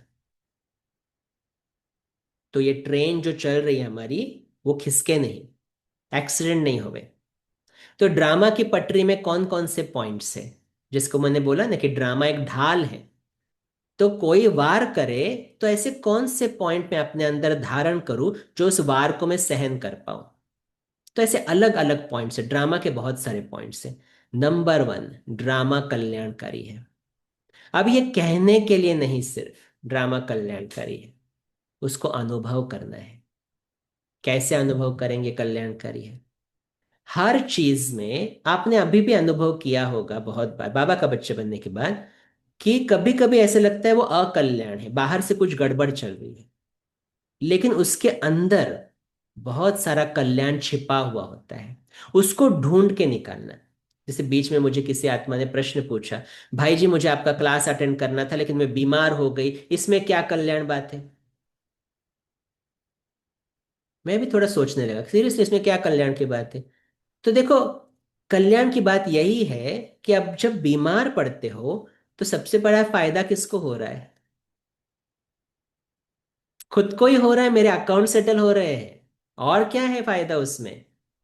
तो मेरा और अकाउंट इजी हो रहा है। लेकिन अभी देखो, मेरी सोच कैसे चलेगी उस वक्त, अगर मैं सोचता जाऊं हाय रे मैं बीमार, हाय रे मुझे वो क्लास अटेंड करना था, मैंने कितना मिस कर दिया, तो बीमारी बढ़ेगी और कुछ नहीं होगा, दुख बढ़ेगा। लेकिन जब मैं एक्सेप्ट करता हूं कि ये जो हो रहा है उसमें कल्याण है, मेरा अकाउंट क्लियर हो रहा है, चलो आज यहां से नहीं लेकिन बाबा कहीं और से मुझे जो चाहिए ना वो देगा जरूर, ये अगर निश्चय पक्का है, तो ये माया वार नहीं कर सकती है। आजकल बहुत सारे ब्राह्मण आत्माएं दिल शिकस्त है, अपने पुरुषार्थ से लेकर, अपनी स्थिति से लेकर, बहुत सारे सालों साल जिन्होंने प्रैक्टिस किए, वो आत्माएं भी आज कहीं ना कहीं उदास है। क्यों? पश्चाताप है कि हमें इतना टाइम, हमें दादियों की पालना मिली, इतना टाइम मिला, अव्यक्त बाप दादा को भी हमने देखा, सामने गए, लेकिन जो बाबा ने कहा वो उस वक्त नहीं किया, और अब जब करना चाह रहे हैं, अभी कुछ ताकत ही नहीं है। ये अवस्था ना होवे, इसीलिए हमें बहुत अटेंशन देना पड़े कि ड्रामा के पॉइंट्स, जो बाबा बोलते हैं 3 बिंदी लगाओ, आत्मा की बिंदी, बाबा की बिंदी और ड्रामा की बिंदी। तो ड्रामा की बिंदी में ये पॉइंट्स आते हैं, ड्रामा की बिंदी में ये पॉइंट्स आते हैं। जैसे कोई कोई आत्माएं ये कहते हैं हम पहले क्यों नहीं आए, ब्रह्मा बाबा को क्यों नहीं मिले, या अभी अभी आजकल की आने वाली आत्माएं कहती हैं हमने अव्यक्त बाप दादा को भी नहीं देखा। ये माया है। बाबा ने एक क्लियरली अव्यक्त मुरली में बताया है, आप पहले आते तो भाग जाते, इसलिए टाइम पर आए हो, आप नहीं सहन कर पाते, इसलिए टाइम पर आए हो। तो इसमें ड्रामा का कौन सा पॉइंट, ड्रामा में जब जो चीज होनी है उसी वक्त होती है, इसको पक्का करो। ना पहले 1 सेकंड, इवन भगवान भी क्या कहता है, मैं चाहकर भी 1 सेकंड पहले नहीं आ सकता, जब मेरा ड्रामा में पार्ट है तभी मैं नीचे आऊंगा, तभी मेरा संकल्प चलेगा मुझे विश्व को परिवर्तन करना है, तभी मैं ब्रह्मा के शरीर में आऊंगा, उससे पहले एक भी नहीं। तो मैं क्यों एक्सपेक्ट कर रहा हूं ऐसे कि मुझे ये पहले मिले, नहीं, जो मिल रहा है ना वो ज्यादा अच्छा है, वही मिलना चाहिए था। ड्रामा इज फेयर, ड्रामा में कोई भी चीज गलत नहीं होती, और ड्रामा में कोई भी दोषी नहीं। इसको हाँ, बहुत आत्माओं को थोड़ा डिस्टर्ब हो सकता है ये सब चीजें सुनने के बाद, लेकिन ये राइट है, ये राइट है, ये भगवान के महावाक्य है। ड्रामा इज फेयर, ड्रामा में कोई भी दोषी नहीं है। कौन कौन इस बात को मानता है? कौन कौन मानता है इस बात को? ना ही कोई दोषी है, ना ही कोई गलत चीज हो सकती है। इसको पक्का करना है एकदम। बहुत सारे ऐसे ऐसे हाथ आ रहे हैं, लेकिन प्रैक्टिस में आएंगे तो देखना फिर। हम्म प्रैक्टिस में आकर देखना है फिर कि क्या मेरे साथ अगर कुछ गलत हो, चलो कल मेरा जॉब चला जाए 1 सेकंड में, मैं कह सकता हूं इतनी पक्की, इतने नशे से कि जो हो रहा है वही होना चाहिए, यही राइट है। मेरे घर में किसी ने शरीर छोड़ दिया, कह सकता हूं इतने नशे से यह हो रहा है वही राइट है, ऐसा ही होना चाहिए। उस वक्त चेक करना है ये।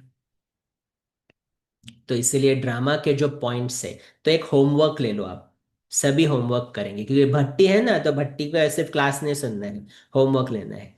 तो क्या होमवर्क लेंगे? पहले 5 स्वरूप लिखे, 5 स्वरूपों की विशेषता, ऐसे टेबल बनाओ, ठीक है? 5 स्वरूप, आत्मिक स्वरूप की विशेषता, देवता स्वरूप की विशेषता, पूज्य स्वरूप की, ब्राह्मण स्वरूप की, फरिश्ता स्वरूप की, ऐसे टेबल बनाओ, 5 5 विशेषताएं लिखो। क्यों? क्योंकि इससे मुझे समझ में आएगी कि मुझे आज किस विशेषता की प्रैक्टिस करनी है, कहां पर उसको प्रैक्टिस करना है, ये मुझे समझ में आएगा। ठीक है? तो ये पहली चीज है। दूसरा, ड्रामा के 10 पॉइंट निकालने हैं, 10 पॉइंट अच्छे अक्षरों में लिखो अपने नोटबुक में, one one line at A time. Drama कल्याणकारी है, ड्रामा एक्यूरेट है, ड्रामा का कोई दो, ड्रामा में किसी का कोई दोष नहीं, नथिंग न्यू, ये बहुत एक पहली बार नहीं बहुत बार हुआ है ये पार्ट।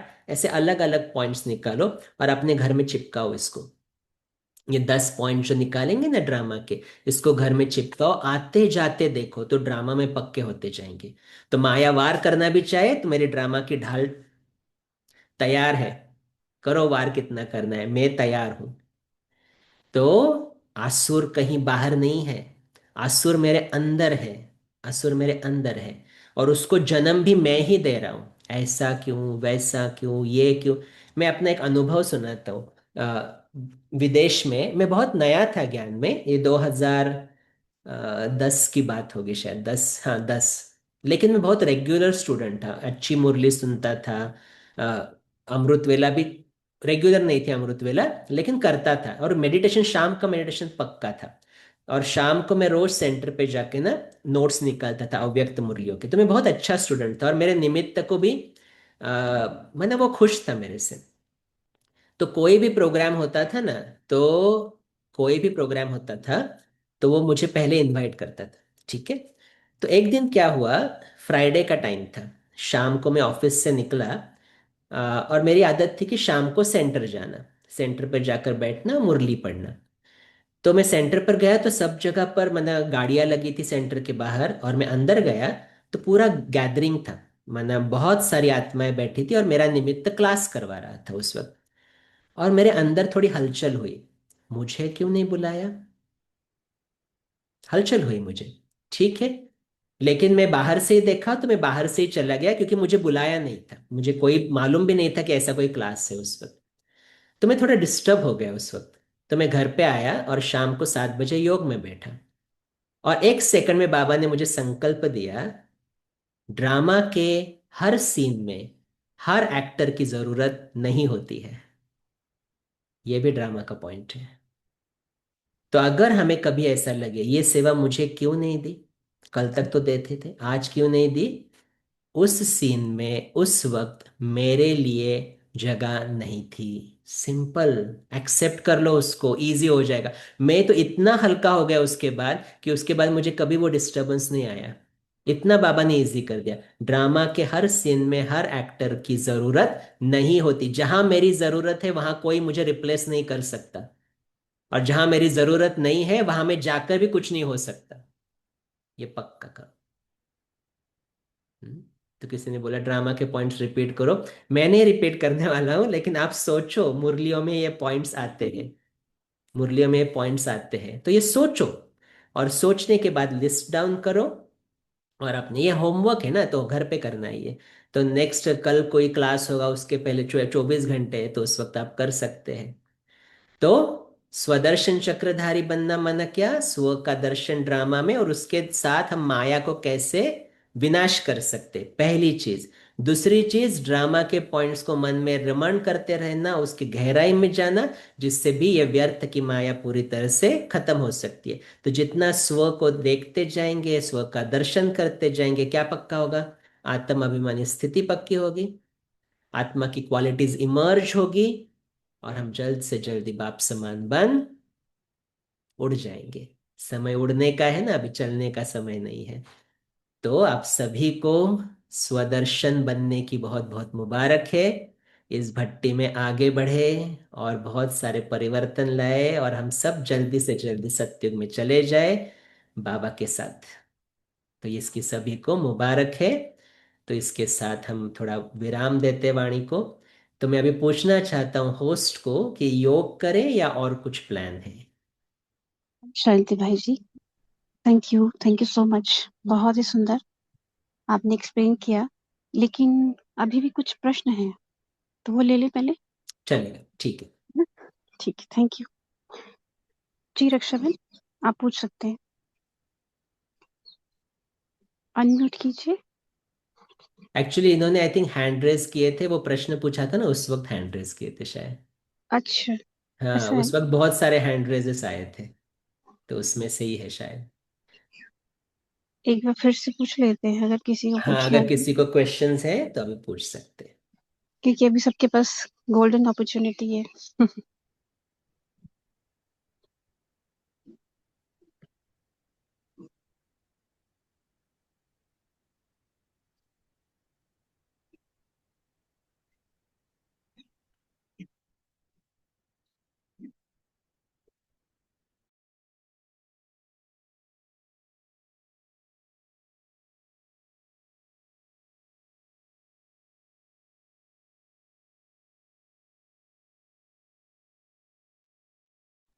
जी शशि प्रभा जी, आपको सभी को अनम्यूट कर दिया है, टर्न बाय टर्न पूछेंगे। शांति भाई जी। शायद। हाँ भाई जी, जैसे बोलते हैं कि पुराने संस्कार हमारे जो है, जो जिस पे हम पुरुषार्थ करते हैं उसको भस्म करने का, उसको हमको त्यागना। तो क्या होता है, बोल में तो अब नहीं आते, लेकिन कभी कभी सिचुएशन बस ऐसा होता है, जैसे बाबा बोलते हैं संकल्प में होता है तभी बोल में आता है। तो संकल्प से कैसे हम, जैसे हमारी पुराने संस्कार बस हम फट से मुंह से निकल जाता था कुछ, हम्म। तो उसको कैसे कंट्रोल करना है, जी, संकल्पों को। ओम शांति।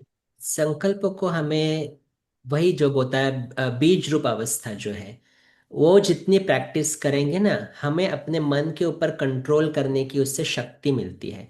क्योंकि वो अवस्था ऐसी ऐसी है कि जो एक रस एक संकल्प में टिक सकते हैं। तो जितना जितना वो अभ्यास बढ़ाएंगे ना, अपने संकल्पों को आप परिवर्तन होते हुए देखेंगे। संकल्प को कंट्रोल भी कर सकते हो उस वक्त, मतलब बहुत इजीली चेंज कर सकते हैं। तो सोच, मतलब बोलने से पहले इमिजिएटली फुल स्टॉप लग सकता है। तो ये प्रैक्टिस को आप बढ़ाओगे ना, तो संस्कार परिवर्तन होंगे।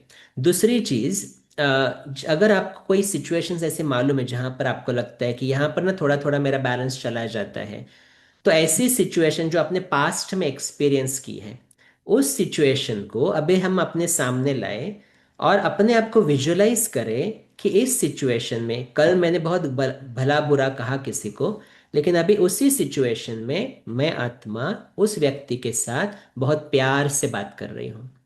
बहुत प्रेम पूर्वक व्यवहार है, मेरे बोल बहुत मधुर है। तो जितना जितना ये विजुअलाइज करेंगे ना, तो पास्ट में तो गड़बड़ हुई थी, लेकिन अभी मैं नया चित्र तैयार करने जा रहा हूँ, जिससे मैं समझ रहा हूँ कि इसी सिचुएशन में या ऐसी कोई भी सिचुएशन आए, तो मेरा व्यवहार बहुत मधुरता संपन्न है उस आत्मा के साथ, तो वो संस्कार बनता जाएगा। देखो, हमें कोई संस्कार निकालने की प्रैक्टिस नहीं करनी है, हमें नया संस्कार बनाने की प्रैक्टिस करनी है। और जी। एक्चुअली नया है भी नहीं वो हमारे ओरिजिनल संस्कार है, उसको इमर्ज कर रहे हैं और कुछ नहीं। तो ये विजुअलाइजेशन की भी जो टेक्निक है ना, पास्ट की सिचुएशन को देखो, उसमें विजुअलाइज करो अभी मैं कितना अच्छी तरह से व्यवहार कर रहा हूँ, तो नया संस्कार बनता जाएगा। संस्कार बनेगा तो नेक्स्ट टाइम वैसी सिचुएशन आए ना, आप वैसे बिहेव नहीं करोगे, चेंज हो जाएगा वो। ओम ठीक है। शांति भाई जी। ओम ओके। पर शांति। भाई जी, और हम उस आत्मा को मन से अच्छा बोलना चाह ही नहीं रहे हैं, तो उस सिचुएशन में क्या करें? जैसे कई बार कोई सिचुएशन ऐसी होती है कि नहीं प्रेम आ रहा उसके प्रति, तो अच्छा तो हम जब ही बोलेंगे ना जब हम उसके अंदर फील कर रहे हैं। उसकी सिचुएशन में पहले तो हम अपने आप को सेट करें ना, क्या करना चाहिए? नहीं, तो वही है, देखो इसीलिए तो देवता स्वरूप, सॉरी, पूज्य स्वरूप को याद करो या देवता स्वरूप को याद करो। आ, अभी देखो, मंदिरों में हमारे मूर्तियों के आगे ऐसे कितनी सारी आत्माएं जाती है जिनको एक्चुअली मूड नहीं है उसको देखने का, लेकिन किसी ने बोला है इसलिए जाती है। ऐसी भी बहुत सारी सिचुएशन होती होंगी जो वो देवी देवताओं को जाके गालियां भी देती होगी, तेरी वजह से मेरा ये हो गया वो हो गया। लेकिन हमारा जो पूज्य स्वरूप है फिर भी मुस्कुराता रहता है, फिर भी वो उसको दान दे रहा है, शुभ भावना दे रहा है। तो अगर मैं वही स्वरूप अंदर इमर्ज करूं, तो मुझे मालूम है कि वो कुछ गड़बड़ वाली आत्मा है, लेकिन फिर भी बाबा ने उसमें कहा है कि आप नॉलेज रखो वो क्या गड़बड़ वाली है, ताकि आप सेफ रहो। लेकिन दूसरा, मन में वो पकड़ के नहीं रखो। तो मन से मेरा काम एक ही है, जो भगवान ने मुझे ड्यूटी दी है, शुभ भावना दो, शुभ कामना दो, दुआएं दो और दुआएं लो, उतना ही मुझे करना जाना है। भले मुझे समझ में आ रहा है कि वो वैसा नहीं है, लेकिन फिर भी मेरा काम मुझे करना है। वो क्या है वो देखकर मैं अपनी ड्यूटी नहीं भूलूं, क्योंकि वो ड्यूटी मुझे भगवान ने दी है। और वो ड्यूटी को उस आत्मा, देखो उस आत्मा से अगर मैं अंदर शुभ भावना क्रिएट नहीं कर पा रहा हूं, तो कहीं ना कहीं मैं आत्मा उस आत्मा से प्रभावित हो रहा हूं। एक्चुअली मुझे प्रभावित होना चाहिए भगवान से, लेकिन हो रहा हूं मैं उससे।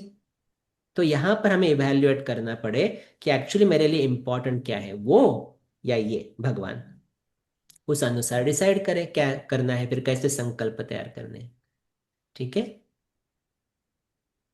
ओम शांति जी। भाई जी, दृढ़ता की शक्ति को कैसे बढ़ाया जाए? इसके लिए एक मुरली है, मुझे अनफॉर्चुनेटली उसकी डेट नहीं मालूम, लेकिन 2014 की मुरली है ये। 2014 में बाबा ने बताया था, अगर आपने एक संकल्प किया है दृढ़, तो उसको रात को सोने से पहले अपने स्मृति में लाए, उसमें उमंग उत्साह भरे और फील करें कि कल उस संकल्प को मैं अच्छी तरह से फॉलो करूंगा। फिर सो जाओ, फिर अमृत वेले उठो, फिर से उस संकल्प को एक बार फिर से रिपीट करो अपने अंदर कि आज, जैसे मैंने आज डिसाइड किया, आज मैं सभी के प्रति रहम दिल की भावना रखूंगा। तो मैं विजुअलाइज कर रहा हूँ आज सारा दिन मैं सबके प्रति रहम दिल बन रहा हूँ। फिर धीरे धीरे अमृत वेले भी उसको रिवाइज किया।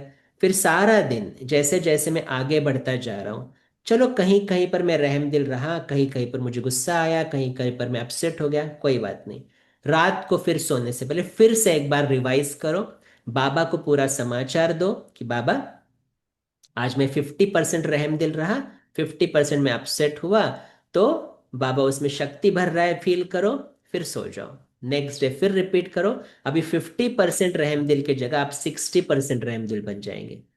ऐसे करते करते वो दृढ़ता की शक्ति पक्की होती जाएगी। तो अंदर ही अंदर रिपीट करना, रात को सोने से पहले, ठीक है, सुबह उठने के बाद अमृत वेले, और सारे दिन में बीच बीच में चेकिंग करना, उससे दृढ़ता की शक्ति पक्की होती जाती है। अच्छा, और ओम शांति भाई जी, ओम बहुत शांति। अच्छा बताया आपने भाई जी। एक चीज पूछनी थी भाई जी, बीज रूप स्थिति में सिर्फ अनुभूति है या संकल्प तो चल ही जाते हैं? क्योंकि हम अनुभूति में भी तो हम संकल्पों का प्रयोग तो करते ही हैं। यस, लेकिन उसमें संकल्प एक संकल्प है। ज्यादा संकल्प चलेंगे तो वो बीज रूप नहीं रहेगा फिर। बीज माना क्या? सार ना। जी। झाड़ का पूरा सार उस बीज में रहता है। तो पूरे ज्ञान का सार ही एक संकल्प में, मैं और मेरा बाबा, उतना ही। तो वो संकल्प चलेगा, लेकिन उसके बाद पूरी अनुभूति है कि बाबा से मुझे क्या मिल रहा है, वो अनुभूति में स्थित होना ही बीज रूप अवस्था है। उस वक्त ज्यादा संकल्प नहीं चलेंगे, बहुत कम संकल्प है उसमें। जी भाई जी, एक बार 500 रूप का अभ्यास करा दीजिए ना। जी, अभी और एक दो ओम क्वेश्चंस लेते हैं, शांति फिर भाई मैं। जी। भाई जी ओम ओम शांति। शांति। जी, ओम भाई जी जो 5 स्वरूप को 1 मिनट में बोले के करने के लिए शांति। अभ्यास, तो ओके। 1 मिनट में तो ऐसे हो सकता है ना क्या? हाँ, अनादि नहीं देखो, आदि। राइट क्वेश्चन है, बहुत इंटरेस्टिंग क्वेश्चन है, इंपॉर्टेंट भी है। इसीलिए तो क्या बोला मैंने कि आप एक एक स्वरूप का अभ्यास के डेप्थ में जाओ। इफ यू अगर आपको चाहते हो ना, तो एक हफ्ता एक स्वरूप में बैठ जाओ कि इस हफ्ते मुझे सिर्फ आत्मिक स्वरूप का अभ्यास करना है, उसकी गहराई में जाना है। नेक्स्ट हफ्ता मुझे सिर्फ देवता स्वरूप का अभ्यास करना है। तो जैसे जैसे हम मन को प्रैक्टिस करते जाएंगे और पक्के होते जाएंगे ना, तो एक सेकंड में उस मन को उस स्वरूप में स्थित कराना इजी हो जाता है। फिर 1 मिनट में हो जाएगा, एक दिन में नहीं होता है ये, धीरे धीरे। इसलिए तो बोला एक एक स्वरूप के प्रैक्टिस में जाते जाओ, फिर 1 मिनट में हो जाएगा। ठीक है, ये प्रैक्टिस की ओम बात है शांति और भाई कुछ जी। नहीं। ओम शांति। ओम शांति भाई जी। अमृत वेला के लिए बताइए, कितनी बार दृढ़ संकल्प करते हैं लेकिन अमृत वेला पावरफुल नहीं होता है? अमृत वेला पावरफुल ना होने का मेन कारण है सारे दिन का भोजन। और भोजन माने ये वाला नहीं, ये वाला। सारे दिन में क्या सोच रहे, क्या देख रहे, क्या पढ़ रहे, कहाँ जा रहे, क्या सुन रहे हैं, सब कुछ अफेक्ट करता है अमृत वेले को। तो उसको चेक करो, सारे दिन में इनटेक क्या है। क्योंकि जो इनटेक रहेगा, चलो मैं कुछ गलत चीजें मैंने पढ़ भी नहीं रहा हूँ, देख भी नहीं रहा हूँ, टीवी भी नहीं देखता हूँ, मैगजीन भी नहीं पढ़ता हूँ, कोई बात नहीं। लेकिन सोच क्या रहा हूँ मैं? क्योंकि जो सोचने की आदत मन को होगी ना, वही अमृत वेले आ जाएगा, और कुछ नहीं है।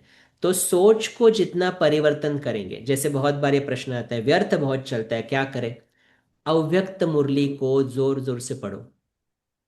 अव्यक्त मुरली ऐसी चीज है, जो मुरली साकार पढ़ो, अव्यक्त मुरली जो भी है।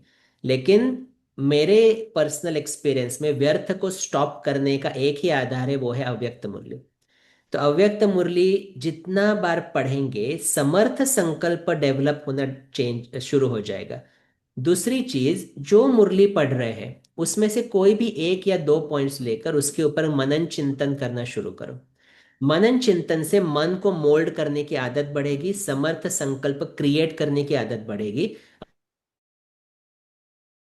भाई जी आप म्यूट हो गए। तो अमृत वेला पावरफुल हो जाएगी।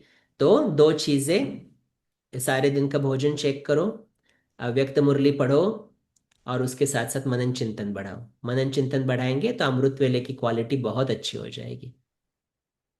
ठीक है। घी और मिलावन आप पूछिए।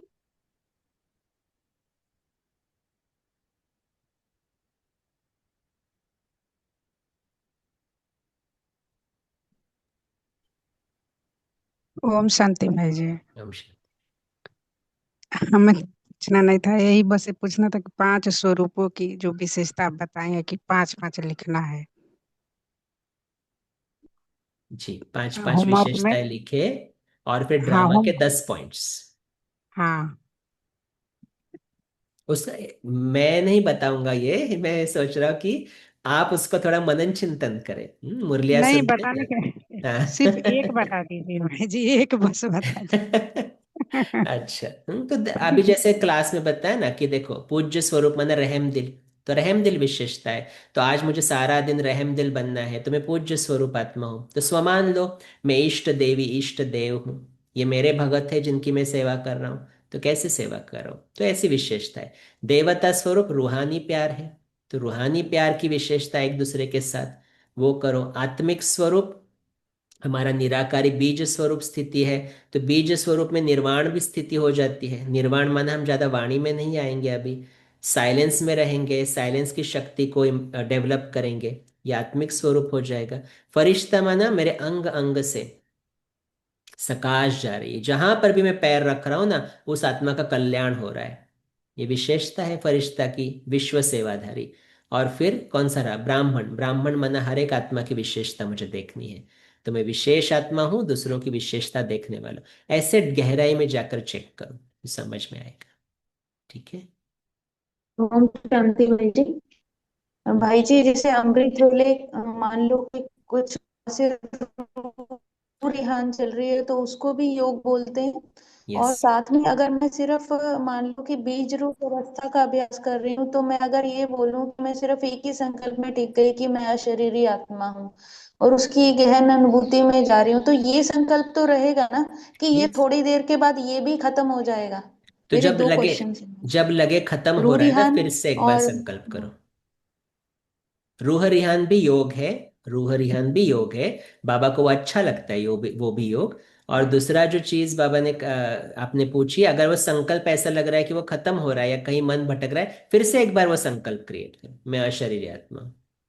तो वो भी तो राइट है, वो भी राइट है। भाई ओम शांति भाई एक जी। वो रहेगा, ओम मतलब बीज शांति। रूप में एक संकल्प है। रितु ओ- बहन, आपका आवाज ब्रेक हो रहा है। अच्छा, बोलिए ओम पूछिए। जी शांति। पुष्प बहन, ओम शांति। पूछो।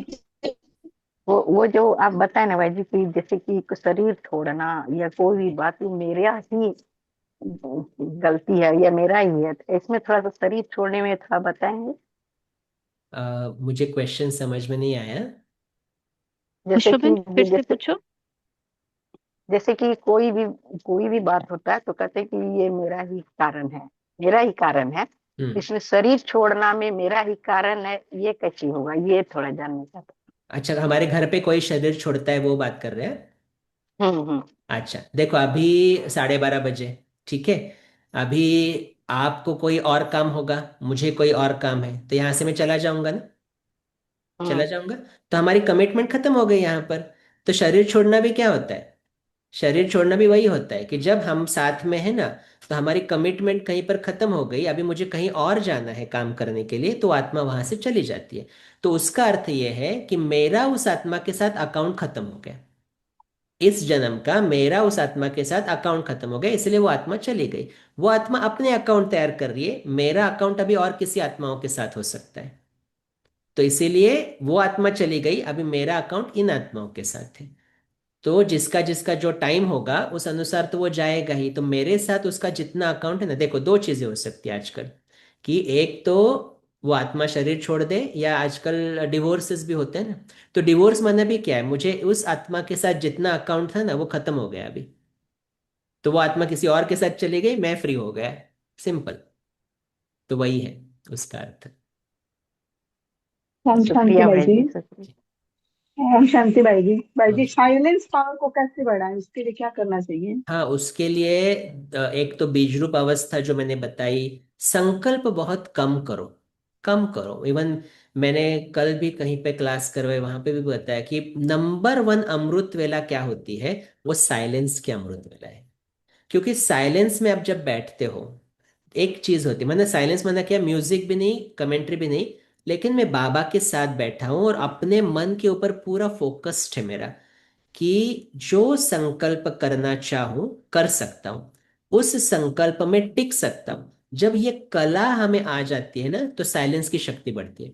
अभी आजकल क्या हो रहा है कि हमें वो कला नहीं है, क्योंकि मन भटक रहा है ना, तो हम कमेंट्री का सहारा लेते हैं, जो ठीक है, गलत नहीं है उसमें कुछ भी, कमेंट्री का सहारा लो, लेकिन धीरे धीरे प्रैक्टिस कैसे करो, जैसे आपने 45 मिनट्स अमृत वेला की, 4 से 4:45 तक, तो उसके बाद 10 मिनट साइलेंस में बैठो।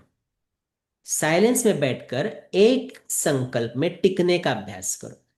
चलो एक में नहीं टिक सकते, 2 संकल्प लो, 3 संकल्प लो, ठीक है, ज्यादा नहीं, लेकिन 3 संकल्प लो। हर इंटरवल के बाद संकल्प को चेक करो, चेंज करो। उससे क्या होगा, धीरे धीरे वो आदत बढ़ती जाएगी कि मुझे कोई सहारा नहीं चाहिए, लेकिन मैं अपने मन को मोल्ड कर सकता हूँ। तो जितना जितना हम अपने मन को मोल्ड करते जाएंगे, क्या हो जाएगा, साइलेंस की शक्ति बढ़ती जाएगी। क्योंकि जितना जितना हम समर्थ संकल्प तैयार करते हैं ना, तो 2 संकल्पों के बीच की गैप बढ़ती जाती है। व्यर्थ संकल्प एक के बाद एक के बाद एक के बाद फास्ट आते हैं, समर्थ संकल्प स्लो आते हैं। तो जितने समर्थ संकल्प उतनी साइलेंस पावर बढ़ेगी, और साइलेंस पावर बढ़ेगी तो बाबा कहते हैं टचिंग और कैचिंग पावर भी बढ़ती है।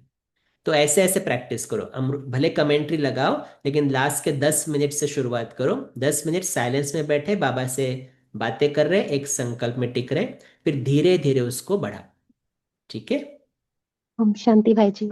हम शांति। बहुत सुंदर आपने लॉजिकल पॉइंट्स, एक तो ड्रामा का बहुत सुंदर लॉजिकल पॉइंट बताया, और एक आत्मा जब हमसे डिस्कनेक्ट हो जाती है उसके लिए, तो इसका चीज का बहुत हेल्प मिली है। और दूसरा मेरा एक पॉइंट है भाई जी, घर परिवार में रहते हुए बच्चा अगर ज्ञान में नहीं चलता है, लेकिन बाबा पवित्रता को लेकर बहुत करते हैं, लेकिन अगर उसने हम पर, बच्चे ने हम पर अपनी रिस्पॉन्सिबिलिटी दी है उसकी लाइफ को सेटल करने के लिए, समझ सकते हो कि मैरिज के लिए, उसके लिए, तो मन खाता है कि अगर इन्वॉल्वमेंट उसमें करते हैं, लेकिन रिस्पॉन्सिबिलिटी हमारी है, तो उस स्थिति में क्या किया जाए? बाबा ने क्लियरली ये डायरेक्शन साकार मुरलियों में दिए है। बाबा ने कहा है बच्चों को ज्ञान दो। अगर वो ज्ञान नहीं लेता है, सुनने के बाद भी वो कहता है मुझे नहीं चलना इसके ऊपर, बाबा ने कहा है बच्ची की शादी करवा दो, भेज दो उसको, आप फ्री हो जाओ। ये बाबा की महावाक्य है। और दूसरा बाबा ने कहा है बच्चे को बोलो आप अपना संभालो, उसको शादी करनी है, जॉब करना है, आप अपना संभालो, आप फ्री हो जाओ। तो एज अ पेरेंट हमें ये रिस्पॉन्सिबिलिटी है, अगर वो शादी करना चाहता है करवा दो, फ्री हो जाओ आप उसमें से। क्यों, लेकिन वो इसी ज्ञान में आए, ये एक्सपेक्ट नहीं करो। क्योंकि देखो देवी देवताएं 33 करोड़ ही है, सारी दुनिया नहीं है। और इसलिए सभी ज्ञान नहीं लेंगे, उसमें भी अच्छा ज्ञान लेने वाले सिर्फ 9 लाख हैं, सारी दुनिया ज्ञान नहीं लेने वाली है। तो भले हमारी भावना बहुत अच्छी रहती है, शुभ भावना रहती है कि वो ज्ञान में आए, लेकिन उसको नहीं पसंद है ना, तो आप एज अ पेरेंट उसकी रिस्पॉन्सिबिलिटी निभाओ। अगर उसको शादी करनी है करवा दो, आप फ्री हो जाओ, आप उसके फिर संसार में ज्यादा दखल अंदाजी नहीं करो, आप बाबा के पास चले जाओ। ठीक है। ठीक है, बहन पूछो। अच्छा, एक मैंने प्रश्न पूछा, थैंक यू। ओके, मानसी बहन पूछिए। ओम शांति भाई जी। नमस्कार। Thank you so much. ऐसे लग रहा था कि बाबा answered my questions using you. ड्रामा का व्हाट यू सेड ना, कि मेरी यहाँ जरूरत नहीं है, that was just a perfect answer for me. Thank you so much. Now I had a question that बाबा बहुत सारे रूपक यूज करता है ना, so my question is, sometimes I feel that is Satyug also रूपक, or it is truly coming? Oh, it is truly coming, it is truly coming. But we मना उसमें ज्यादा जाना नहीं, कब आएगा, कैसे आएगा, क्या होगा, कैसे पेड़ होगे, कैसे फ्रूट, उसमें नहीं जाना है हमें। सत्युग करेक्ट, हाँ। कहाँ पर आ रहा है, सत्युग यहाँ आ रहा है, यहाँ पर आ रहा है। इन माय पहला माइंड। सत्युग मेरे अंदर आता है, उसका साइड इफेक्ट वो बाहर की दुनिया है। तो हमें सिर्फ अपने अंदर का चेक करना है कि मेरे अंदर सत्युग कितना आया है, क्योंकि करेक्ट है। उतना ही है ओके, हमारा, और सॉरी कुछ टू नहीं है। वो नहीं, बाकी का साइड सेकेंडली इफेक्ट है। नहीं, फिर ये क्वेश्चन आता है कि बाबा says I will not come in Satyug, so that's again not fair. When you आपको यहाँ ड्यूटी दिया है 24/7, बस मुझे याद करो, and then you are not there with us where we are going, so that's very unfair. लेकिन उसका रिप्रेजेंटेटिव आ रहा है ना, ब्रह्मा बाबा तो आ रहा है। He is next to God ना, वो तो आ रहा है। बाबा को एक बार ना ये प्रश्न पूछा था स्टेज पर, बाबा आप सत्युग में आइए ना, बच्चे क्या कर रहे हैं देखिए ना थोड़ा। तो ये बाबा को प्रश्न पूछा, तो बाबा ने बताया क्या जवाब दिया था। बाबा ने ना नहीं कहा, बाबा ने कहा आप बुलाओ तो मैं आऊंगा। लेकिन हमें मालूम है हम तो बुलाने वाले नहीं है। तो देखो कितना सुंदर उत्तर है बाबा का। हम्म, अच्छा, ठीक है, सभी संतुष्ट। राकेश भाई, आप पूछना चाहते हैं तो अनम्यूट कीजिए। राकेश बंसल। ओम नहीं, शांति भाई जी। All okay. ओके, तो कमेंट्री आपने ओम करवाई, शांति। योग हैंड करवाई। रेज किया है। ओह, ओम गलती से हो शांति गया भाई होगा। जी। गलती से हो हाँ, गया। कोई बात नहीं। जी ऋतुबेन, ओम आप शांति। पूछिए। हाँ पूछिए। भाई, जैसे ज्ञान में आने के बाद माना कभी हमने जैसे थोड़े पीरियड इनिशियल जाए अच्छे से, फिर धीरे धीरे समझ आने लगा, तो कुछ कुछ गलतियां भी की जैसे, तो और फिर हमने उसको बाबा को बताया कि बाबा मैंने ये सब किया, मेरा ये विचार ऐसे चलता था वैसे चलता था। तो बाबा को सुनाने से क्या मेरे वो मना क्या वो सब ठीक है कि अब एक बार सुना दिया हल्के तो हो गए ये मतलब क्या होता है ये? बाबा तो यही गारंटी लेते हैं ना कि अभी हाँ ठीक है, तो मुझे अपनी जीवन कहानी सब बता दो और उसके बाद फ्री हो जाओ। यस, लेकिन उसके बाद नेक्स्ट रिस्पॉन्सिबिलिटी गलतियां करो नहीं, वो भी है। बाबा कहते हैं आधा माफ हो जाता है, क्योंकि कर्मों के खातों में बाबा दखल अंदाजी नहीं करता है। तो आधा माफ होगा, लेकिन जो एनर्जी हमने यूनिवर्स में भेजी है गलती की, वो वापस तो आएगी। लेकिन बताने से मन हल्का हो जाता है। और जब वो आएगी तो शक्ति रहेगी मन में, तब उसको फेस करना इजी हो जाए। ठीक है। अच्छा, दीपक और भाई, दो ड्रेस। दो और हैं जी, बस। दीपक भाई पूछिए।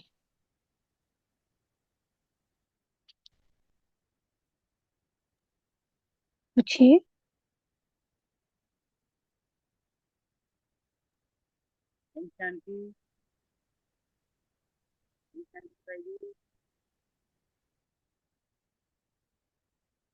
आवाज नहीं आ रही है आपकी। आवाज नहीं है। हम्म।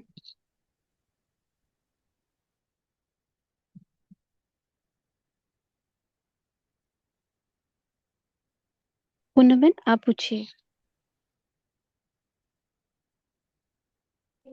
ओम शांति भाई जी। हम मैं शांति। थोड़ा मैं थोड़ा लेट से ज्वाइन क्यों किया, इसका लिंक मिल सकता है? हाँ, वो तो मिल जाएगा शायद ऑनलाइन। हाँ ऑनलाइन, क्योंकि मैं ठीक से नहीं सुन पाई हूँ, इस वजह से बोल रही हूँ। जी, थैंक यू ग्रुप में भाई। भी डाला जा रहा है और ओके। रोज लाइव भी हो रहा है जी।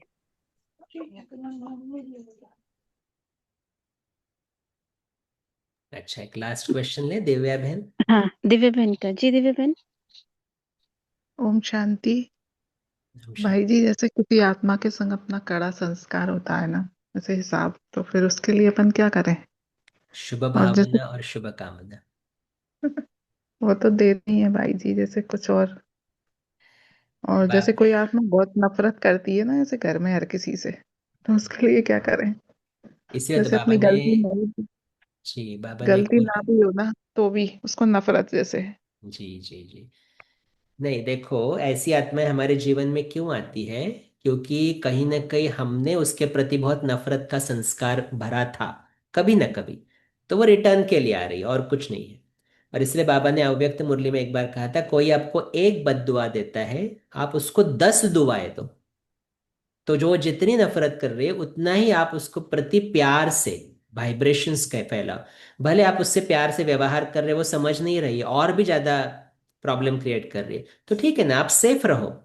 आप सेफ रहो, लेकिन मन में उस आत्मा को सामने रखते हुए, इफ यू वांट, आप उसका नाम भी लिखो एक नोटबुक पर। और नोटबुक पर नाम लिख कर एक नोट पर, वहां पे लिखो आप जो भी है जैसे है, एक तो मैं आपसे क्षमा मांगता हूँ, और आपका सब कुछ अच्छा हो जाए, आपका कल्याण हो जाए।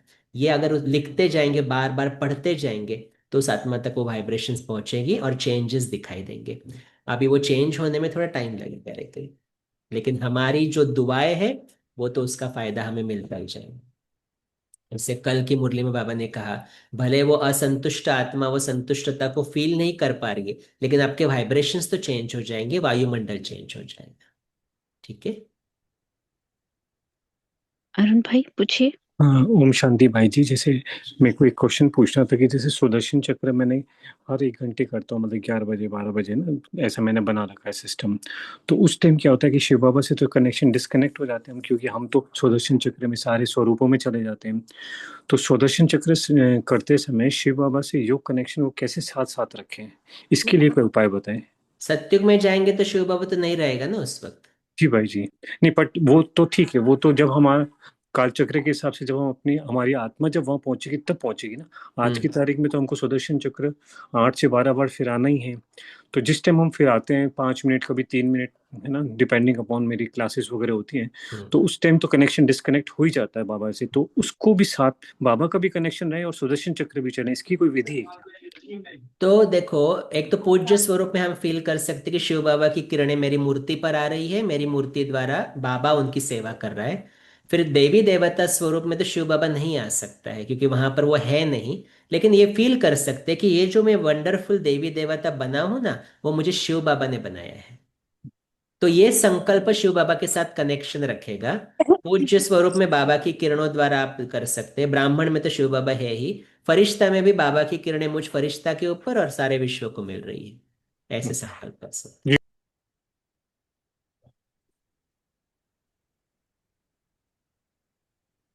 जी गायत्री बहन। ओम शांति भाई जी। ओम शांति। मेरा मेरा ये प्रश्न है कि लौकिक संबंधी जो है, जो दूर दूर में रहते हैं और जब हमारे पास आते हैं वो मिलने के लिए, तो दूर दूर में होने के कारण जाते समय थोड़ा हम गाड़ी का खर्चा, गाड़ी का भाड़ा ये देना कोई बार ऐसा जरूरी हो जाता है देने के लिए। तो कि ये भी हमारे कर्म कर्म बंधन हो जाता है ऐसे।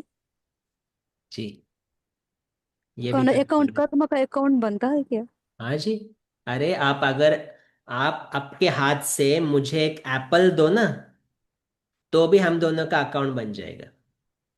ओह जी। इसीलिए बाबा की सिस्टम क्या है कि हम यहाँ पर भी क्या करते हैं ना, जो भी कुछ लाता है बाबा के सामने ले रखता है, और हम भी जब लेते बाबा के सामने से लेते। तो उसने किसके लिए लाया? बाबा के लिए लाया। मैंने कहाँ से, मुझे कहाँ से मिला? बाबा से मिला।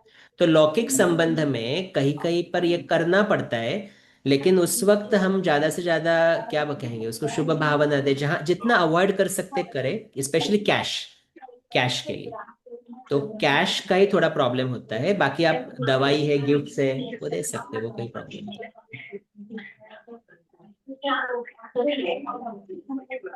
जी पूछिए। ओम शांति भाई जी। वो फरिश्ता स्वरूप का स्किप हो गया कि कब यूज करना है, कहाँ यूज करना है, थोड़ा सा शॉर्ट में बता दीजिए। नहीं, तो फरिश्ता स्वरूप में सिर्फ हम जब सारा दिन अकेले काम करते हैं, ऑफिस जा रहे हैं, वॉक पे जा रहे हैं, फरिश्ता हूँ। मैं जहां जा रहा हूँ सकाश फैला रहा हूँ, मैं धरती को बिल्कुल भी तकलीफ नहीं दे रहा हूँ। मैं जो प्रकृति के 5 तत्व है उसको एकदम रिसोर्सफुली यूज कर रहा हूँ, सेव कर रहा हूँ। पानी कहाँ वेस्ट नहीं हो रहा है, तो ये फरिश्ते की है। और जहां चाहूं मन से, फरिश्ते की और एक विशेषता रहती है, वो मन से कहीं पर भी घूम सकता है और सेवा कर सकता है। तो एक तो चलते फिरते भी फरिश्ता स्वरूप है, आप बैठे हो तो भी मन से सकाश देकर सारी पृथ्वी को दे सकते, उस वक्त भी फरिश्ता स्वरूप। ओम शांति भाई जी। ओम शांति। भाई जी, मुझे जैसे ये पूछना था कि जैसे अभी तो हम देवता बने नहीं है कि चलो देवताओं का काम देवता माना देना देना। तो मान लो कि अब जैसे ये देने की भावना, जैसे कहीं कुछ दिया और देने की भावना बिल्कुल अंदर से समाप्त ही हो जाए, बोलो कि जैसे बोलते भी थे लौकिक में कि नेकी कर दरिया में डाल। मान लो कि वो कोई कहीं कुछ दिया और वो सामने दिखी और हमारी आंखों के सामने ये भान आ गया कि हाँ ये यहाँ पर कुछ ऐसा खर्चा किया था या कुछ, ये कैसे जाती है अच्छा, इनकी, तो हम या यहाँ देने देने के की बात क्या वाली। कर रहे हैं? वस्तु या फिजिकल चीजें देने की बात नहीं कर रहे। हम यहाँ पर सुख शांति पवित्रता का दान देने की बात कर रहे हैं। तो जैसे जैसे वस्तु वगैरह देंगे तो ठीक है, भाई उसका कार्मिक अकाउंट था, मुझे देना था, मैंने दे दिया, ठीक है, वो बात छोड़ दो। लेकिन हमें देवता माना देना क्या है? देवता एक दूसरे को गिफ्ट्स देंगे, डेफिनेटली देंगे, लेकिन वो चीजें हमें यहाँ पर नहीं करनी है। हमें यहाँ पर सुख, शांति, पवित्रता उसका दान देते जाना है। ओके, तो वो जितना जितना देते जाएंगे नहीं भाई एक्चुअली वो जी, मान लो बढ़ता अगर जाएगा। मान लो भाई जी, जैसे मान लो सेंटर पर हमने कोई मानो कोई फिजिकल चीज रखी, अब क्लास में आ रहे हैं जा रहे हैं, सामने वो चीज आ रही है, अच्छा। आंखों के सामने आ रही है, और कभी ये भी स्मृति में आ गई कि ये इस वो जो था ना, ये वाला ओके। ओकेजन था इसलिए हम लेकर आए थे, अच्छा तो अच्छा। ये कैसे जाएगा ये? हाँ, तो जब भी वो चीज देखे ना, हमें संकल्प करना है, मैं शिव बाबा को दिया नहीं, लेकिन शिव बाबा ने मुझे कितना दिया, ये कन्वर्ट करो। इसलिए बाबा साकार मुरली में भी कहते हैं ना, कभी भी ये संकल्प नहीं करो मैंने शिव बाबा को दिया, लेकिन ये संकल्प कियो करो कि मैंने उससे कितना लिया। तो जितना जितना भाग्य की स्मृति अंदर रखते जाएंगे, वो धीरे धीरे वो दिया है वो चीज भूलते जाएंगे, और भाग्य की स्मृति से क्या लिया है उस नशे में आप खो जाओगे, तो फिर वो संकल्प चले जाएंगे। हम्म? तो बाबा कहते हैं देना ही लेना है, जी तो आपने दिया एक चीज दी, लेकिन उसमें भाग्य कितना बना मेरा, उसके बारे में सोचो। ठीक है। जी। जी भाई, अभी थैंक यू। थैंक यू भाई जी, थैंक यू सो मच। तो अभी एक सुंदर सी अनुभूति ओके जिसका सभी इंतजार कर रहे हैं। जी।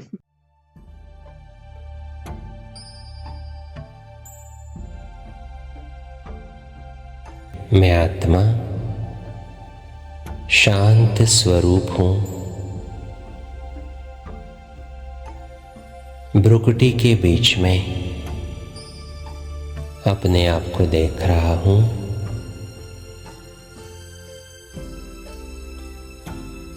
एक सेकंड में उड़ चले अपने अनादि स्वरूप परम धाम में।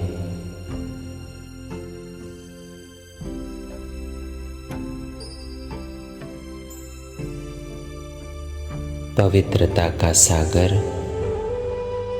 शिव बाबा मेरा पिता है। मैं पवित्रता की किरणें अपने पिता से अनुभव कर रहा हूं।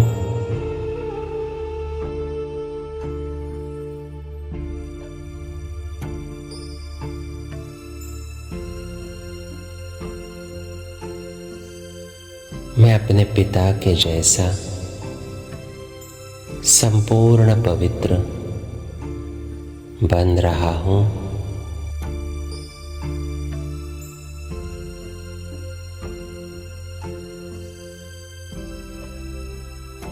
अब अपने संपूर्ण पवित्रता के स्वरूप को धारण कर मैं इस धरती पर पहुंचता हूं, अपने आदि स्वरूप में। देखे जहां चारों ओर खुशियां है, पवित्रता है, ऐसे स्वर्ग का मैं मालिक हूं।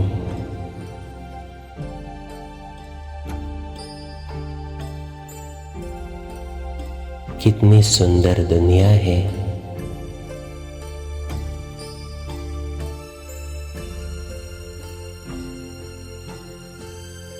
अब पहुंचे अपने मध्य स्वरूप में, द्वापर में, जब मंदिरों में मेरी पूजा होती है। इष्ट देव इष्ट देवी के रूप में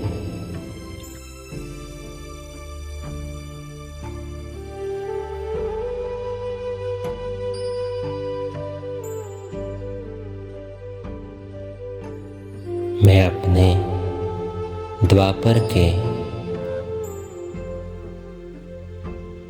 पूज्य स्वरूप को अनुभव कर रहा हूं।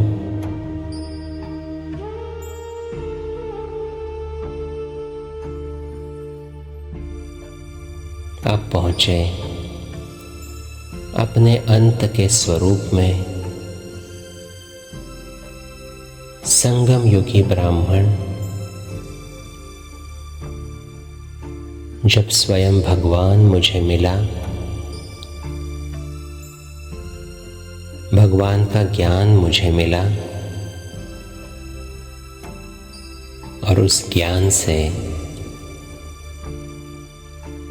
सारे कल्प का पार्ट रिकॉर्ड करने का मौका मुझे मिला है।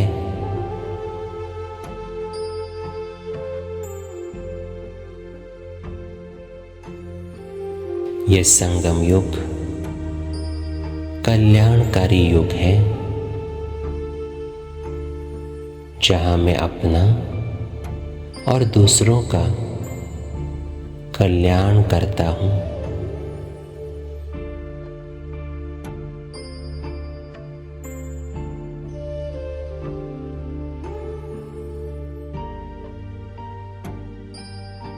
अभी इसी पवित्रता के बल से मुझे फरिश्ता बनना है। अनुभव करें अपना फरिश्ता स्वरूप। मैं डबल लाइट फरिश्ता हूं। पवित्रता का प्रकाश विश्व में फैलाने के निमित्त हूं।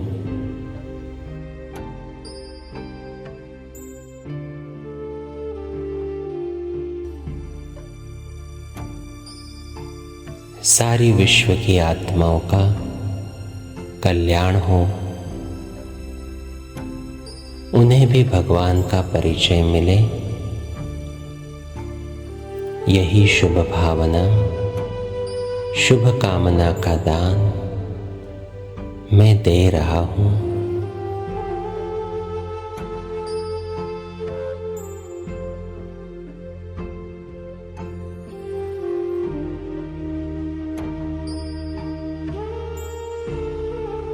ओम शांति।